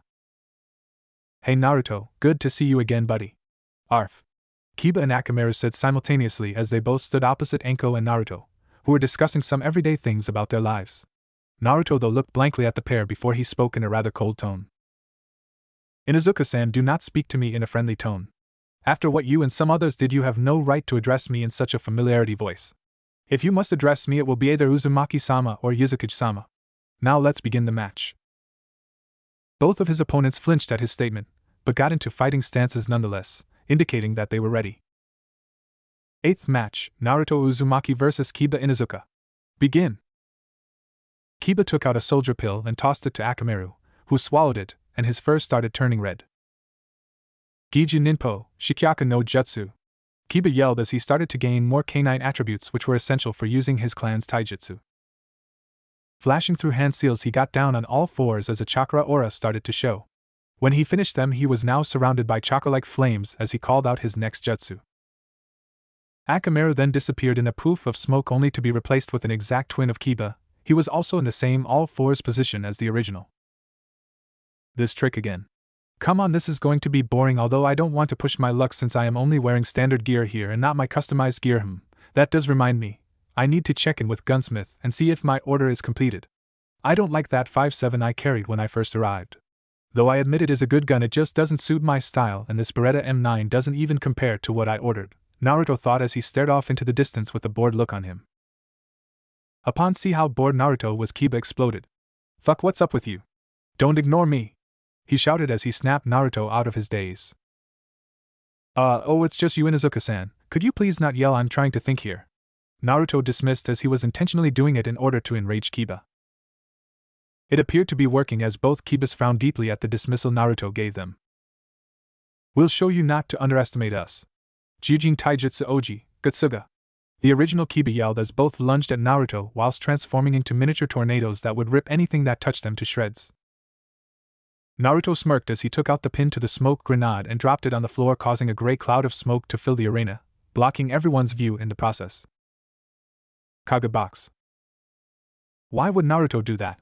I read the reports of his Chunin exam preliminary match, and it said Kiba did the same thing and almost won because of it. What does he gain from giving Kiba the advantage? Tsunade said as the other Kages looked to her in confusion before looking back to fight in the arena. Ha! This what you come up with? Man, you must still be the dead last if you think this will work. I mean, how can you forget what happened at the Chunin exams? I'll still find you. Kiba said as he used his enhanced senses to locate Naruto from within the smoke. With the Konoha 11. Why is Naruto making a rookie mistake of allowing Kiba to easily find him when he is relying on sight mostly? Ino asked as the rest of the Konoha 11 minus Shikamaru nodded in agreement. Sighing, Shikamaru decided to re-enlighten them on how Naruto has been fighting so far. This is too troublesome to say, but look back on how Naruto's been fighting his matches presently, he said as the others thought about what he meant. It was Niji who answered him. He has been using deception, Niji said. Nodding towards the Hyuga, Shikamaru continued. Right, so don't assume he is being stupid because whatever he did it for a purpose, he stated as the others looked back towards the fighting arena. The smoke was clearing and Kiba could clearly see Naruto, but now he was wearing a gas mask and his thermal goggles, not that he knew that. What the fuck's that? Kiba demanded as he heard a muffled chuckle come from Naruto. Well, Kiba, this is known as a gas mask, and what it does is allow me to breathe in a cloud of poison gas, which just so happens to have been the cloud we were in just a moment ago, Naruto informed Kiba in a slightly cheerful voice. But neither Akamaru or I could smell anything in the smoke, Kiba protested, getting a nod along with the transformed Akamaru. In response, Naruto spread his arms out in a kind of I don't give a crap look. Doesn't matter to me. I'm safe with this mask on, and you should be feeling the effects of the poison right about now, Naruto stated. As soon as the words passed his lips, Kiba immediately felt his right arm fall limp and go numb. He couldn't move it no matter how much effort he put into moving the limb. Fuck, he's right, Kiba whispered to his partner, who whined in worry. I can give you the antidote if you surrender and forfeit the match, or you can continue to try and win, and I will keep avoiding you until you drop dead and I win anyway. So which will it be? Naruto asked, trying to keep any humor out of his voice. To many who knew Naruto from Konoha, this was surprising considering they believed that he would never try to kill a comrade. Though many who personally knew Naruto believed that even though it was unlikely, it wouldn't be surprising, especially with what happened before he was thrown out of Konoha. Thinking over his options, Kiba decided to not risk, and raised his hand. I forfeit, he reluctantly said as Akamaru transformed back into his original form. Winner, Naruto Uzumaki, Enko announced, though nobody applauded because although the match was over, the case of Kiba's poisoning was still their main concern. Well, give me the antidote, quickly before the poison kills us, Kiba yelled as Akamaru barked in agreement. Naruto then gave a sheepish grin. There isn't any. What? Kiba shouted, angry that he was tricked and would die for it. Naruto, seeing this, decided to explain before there was a stadium-wide panic. There was no poison either. I used the first rule for ninja, deception. I convinced you that the smoke was poisonous, and that I was safe because of the gas mask, when in reality all it was a large smoke bomb. But what about his arm? Enko asked as she too was curious about how Naruto made Kiba's arm numb. Naruto then pulled out a small syringe with the word morphine written on it. This is known as morphine. It is used for treating battle wounds that are gained in a fight. When someone is wounded, the pain is numbed by injecting this into the opposite limb to where the wound is. It then nullifies the pain receptors around the wound so that the brain doesn't register the wound there. This way men don't shout out in pain and give away their location and don't die from shock, but the downside is that the whole limb is numb to the point of being useless. I injected it into you when you were in a rage in the smoke so that you didn't register it. I found you in the smoke by using my thermal goggles, points to the goggles on his head, to track your heat signature. Naruto finished explaining. Many of the medic Nin and doctors were looking on in awe at the medical tool. They could really use that to allow patients relief from the pain they endure when out on missions. Tsunade herself wondered if it would be possible to arrange a trade for them. The other Kages were along similar lines, though more for what Naruto used it for in combat, After all, being able to make an enemy collapse from numbness would help them a great amount. With the Konoha 11. See, told you he had something cooked up. This whole thing has become too troublesome if you asked me. Shikamaru said as he finished his latest smoke. The dobe's been lucky, so what? He won't beat me in Uchiha Elite, was the arrogant Uchiha's statement, which caused all the other occupants Shikamaru, Lee and Niji to glare at him. Knowing he was outnumbered, Sasuke scoffed, and went back to scowling at the blonde Yuzakage as Lee made his way down to the arena. What is it you plan on cooking for me, Naruto-kun? Enko Kudas gave Naruto an innocent look that most men were unable to resist. Keyword being most. Enko-chan, I'll tell you later, but I think Lee-san would like for the match to start, Naruto said as Lee gave him his signature good guy pose. Yes, I do believe we should begin this youthful match between two youthful fighters. If I can't win, then I will do 200 laps of Konoha. If I can't do that, I will do 400 push-ups, and if I can't do... Shut up. We know already. Everybody shouted towards Lee as everyone knew to cut him off before he and Guy did their most dangerous genjutsu, hugging each other on the beach during a sunset. Lee blushed from embarrassment before he stood in his ideal fighting stance, the Goken. Naruto withdrew his stun knife and once again took up his combat stance. Enko, seeing that both of them were ready, raised her hand. 9th match, Naruto Uzumaki vs. Rock Lee. Begin! Lee leaped at Naruto with Medjonin speed and threw a fast right jab that Naruto ducked under. Lee was about to aim a kick but was surprised when he felt Naruto stab his knife into his right calf. He vaguely saw Naruto press a button on the knife until his whole world suffered from pain, and from the same electric shock that Shino had received, but got the full power of it rather than a diluted version that Shino got due to him being in direct contact with the knife. Soon the pain was too much, and he passed out. Winner, Naruto Uzumaki, Enko said as cheers came from many of the foreign shinobi present and boos from the Konoha residents. And I know the fight with Lee was disappointing, but I couldn't find any names for the techniques he used, so I wanted to wrap his match up quickly. Both Enko and Naruto rolled their eyes at the Konoha residents, and wondered how the negotiations were going to go if Konoha had a mindset like this as a whole. As Lee was carried off and out of the clearing, Niji took his place and got into his Juken without even speaking a word and activated his Byakugan. He knew that Naruto was not in a speaking mood for the Konoha 11, especially those who abused him before he was thrown out of Konoha. His aim so far was to beat Naruto in this fight. Once Naruto was ready as well, Enko decided to start the second to last match. 10th match, Naruto Uzumaki vs. Niji Hyuga. Begin! Almost immediately Niji lunged with a Juken strike to Naruto's right shoulder, to which Naruto sidestepped and both began a series of taijutsu blows, blocks, dodges, counterblocks and counterattacks. To the audience it was astounding that Naruto was facing down one of the most effective taijutsu with little to no effort being needed. Niji was getting annoyed as his prized Juken was completely obsolete against the blonde who dodged or deflected all of his attempts to shut down his chakra network. How is he doing this? The Juken is supposed to be one of the most prized taijutsu style, and this man is easily avoiding it, and he isn't even using any jutsu, just that knife and taijutsu.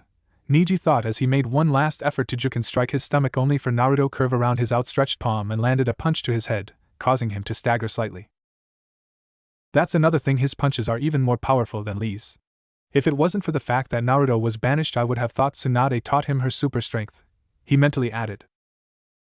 Naruto meanwhile was waiting for Niji to pull a certain stance that would give him the opportunity to counter and end the match.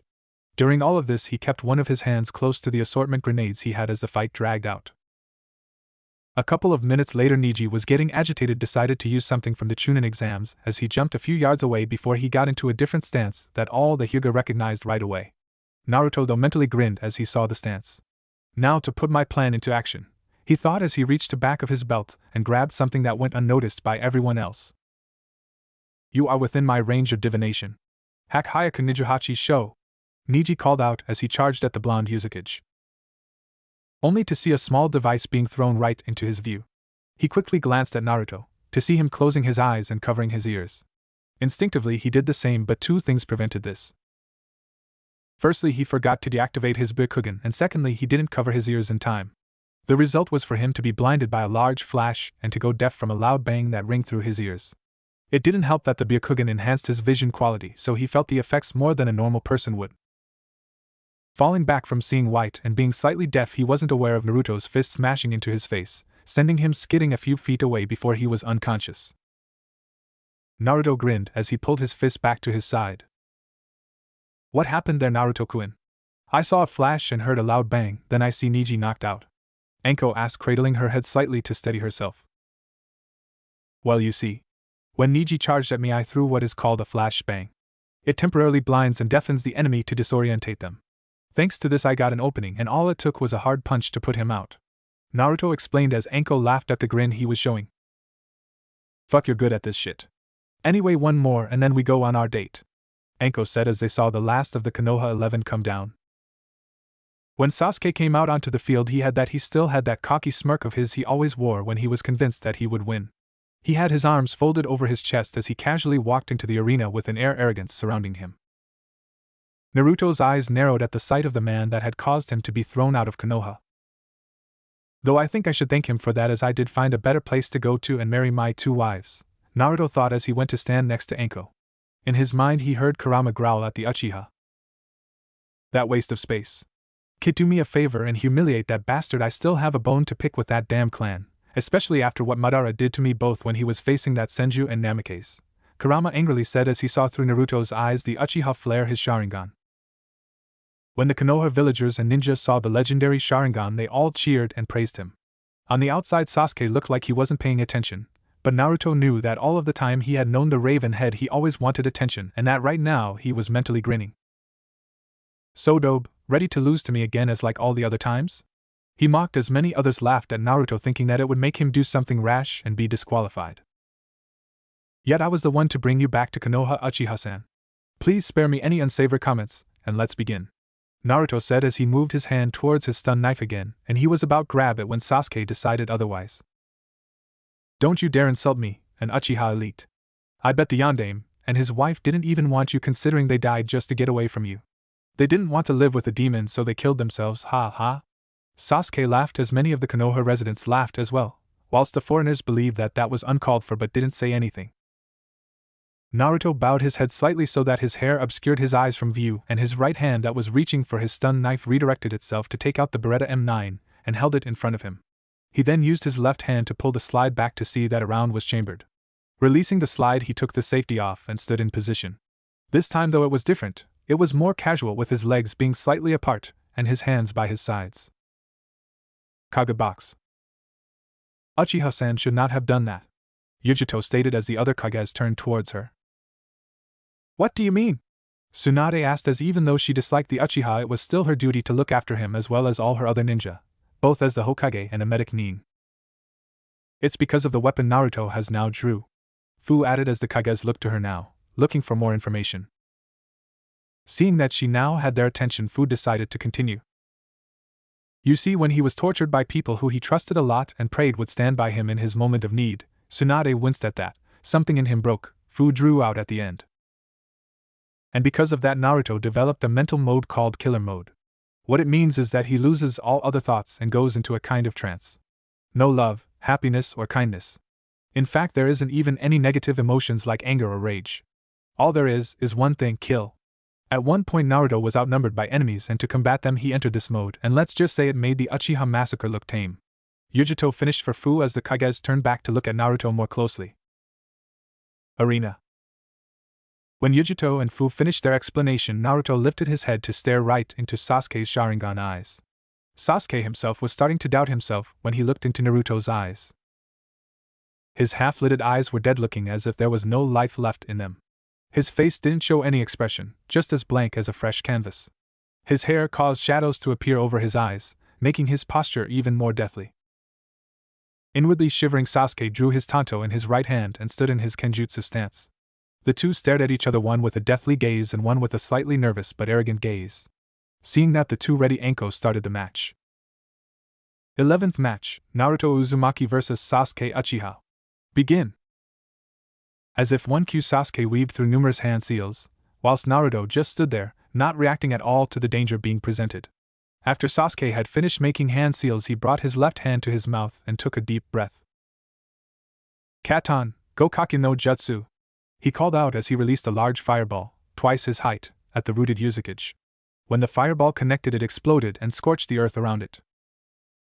Many people started to cheer thinking that Naruto had been caught in the flames, to which Sasuke forgot about his initial fear, smirked smugly, and turned off his Sharingan. After a few seconds he didn't hear Anko call him the winner, and the cheers from before had died down. Upon closer inspection he saw that they were ones of shock and they were intentionally looking behind him. What are they so shocked about? He thought as he rose an eyebrow in confusion and turned around to see what they staring at. Only to find himself looking down the barrel of Naruto's M9. Bang! Ah! Sasuke shouted as he dropped his tanto so that he could cover his left eye, which now had a hole in it and was bleeding profusely. In reality that would have blown a hole through his skull, but because of his instincts Sasuke was able to make the bullet go diagonally through his eye and out the side of his head before it hit anything else important. As soon as he fell to the ground Naruto pressed the M9 against his forehead with that same dead look about him as if it didn't matter to him that he had just blew a person's eye out.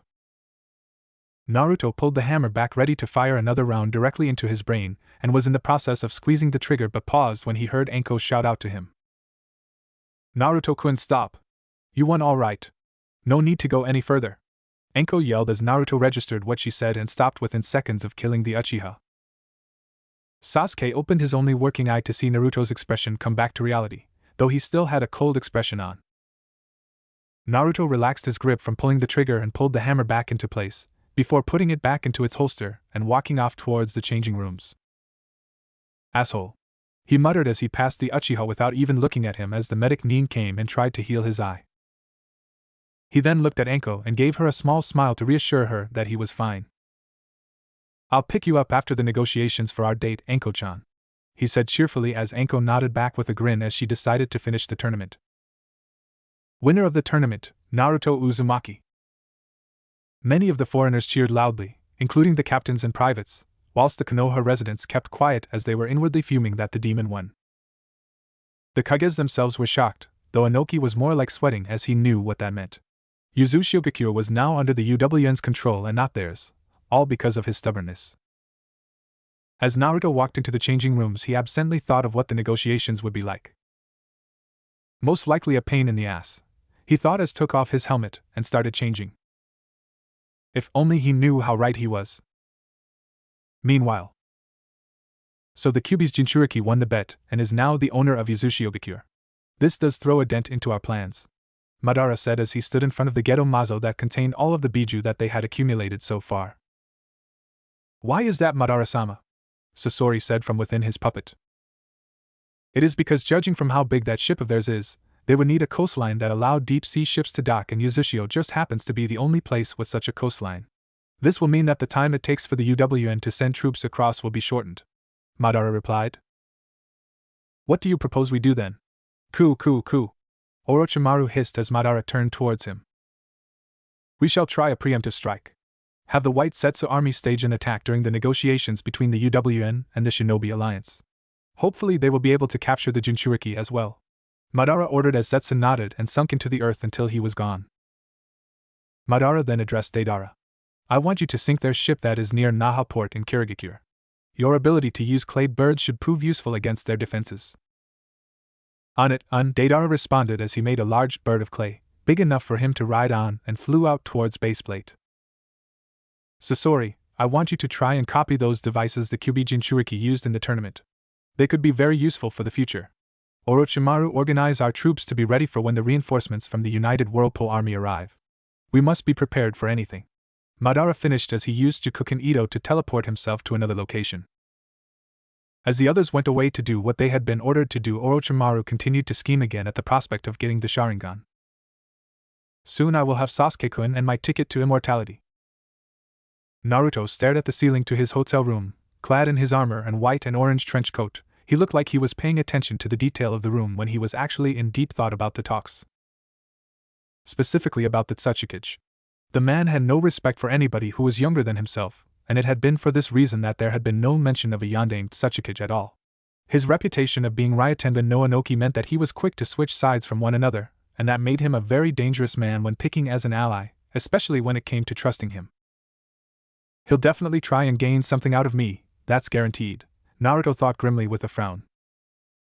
Kit, I don't like this just as much as you, but I wouldn't worry much about that senile old man. Remember you won that bet fair and square.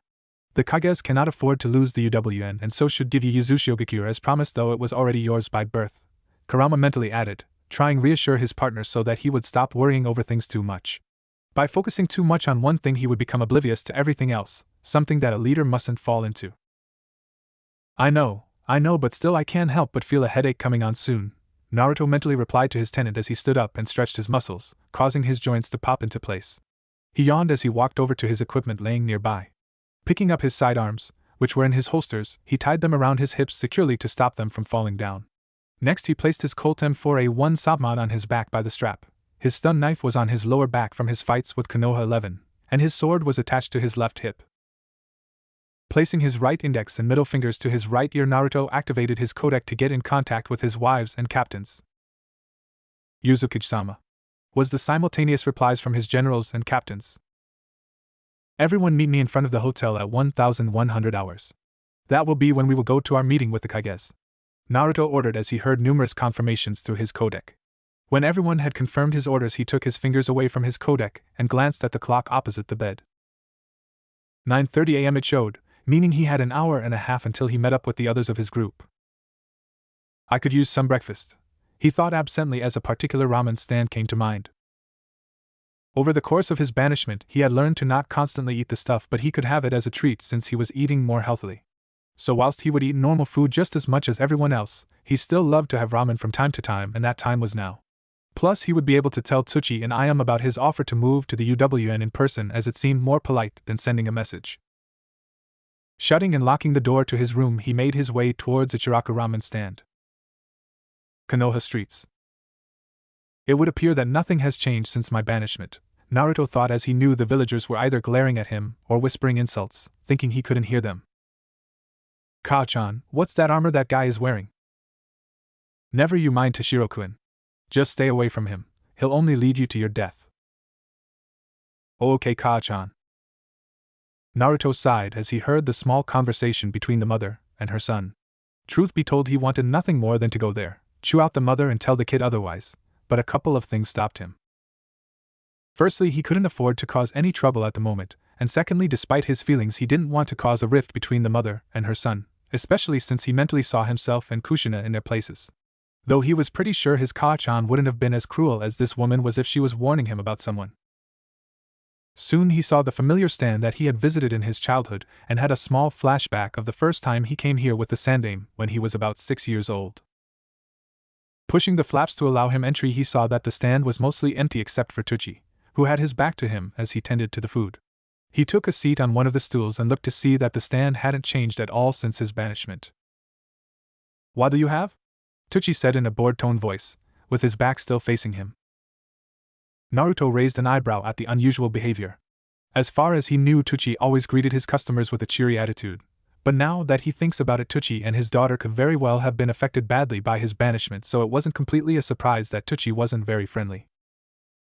One miso ramen, please? Naruto asked. Tsuchi froze for a moment before as he recognized that voice.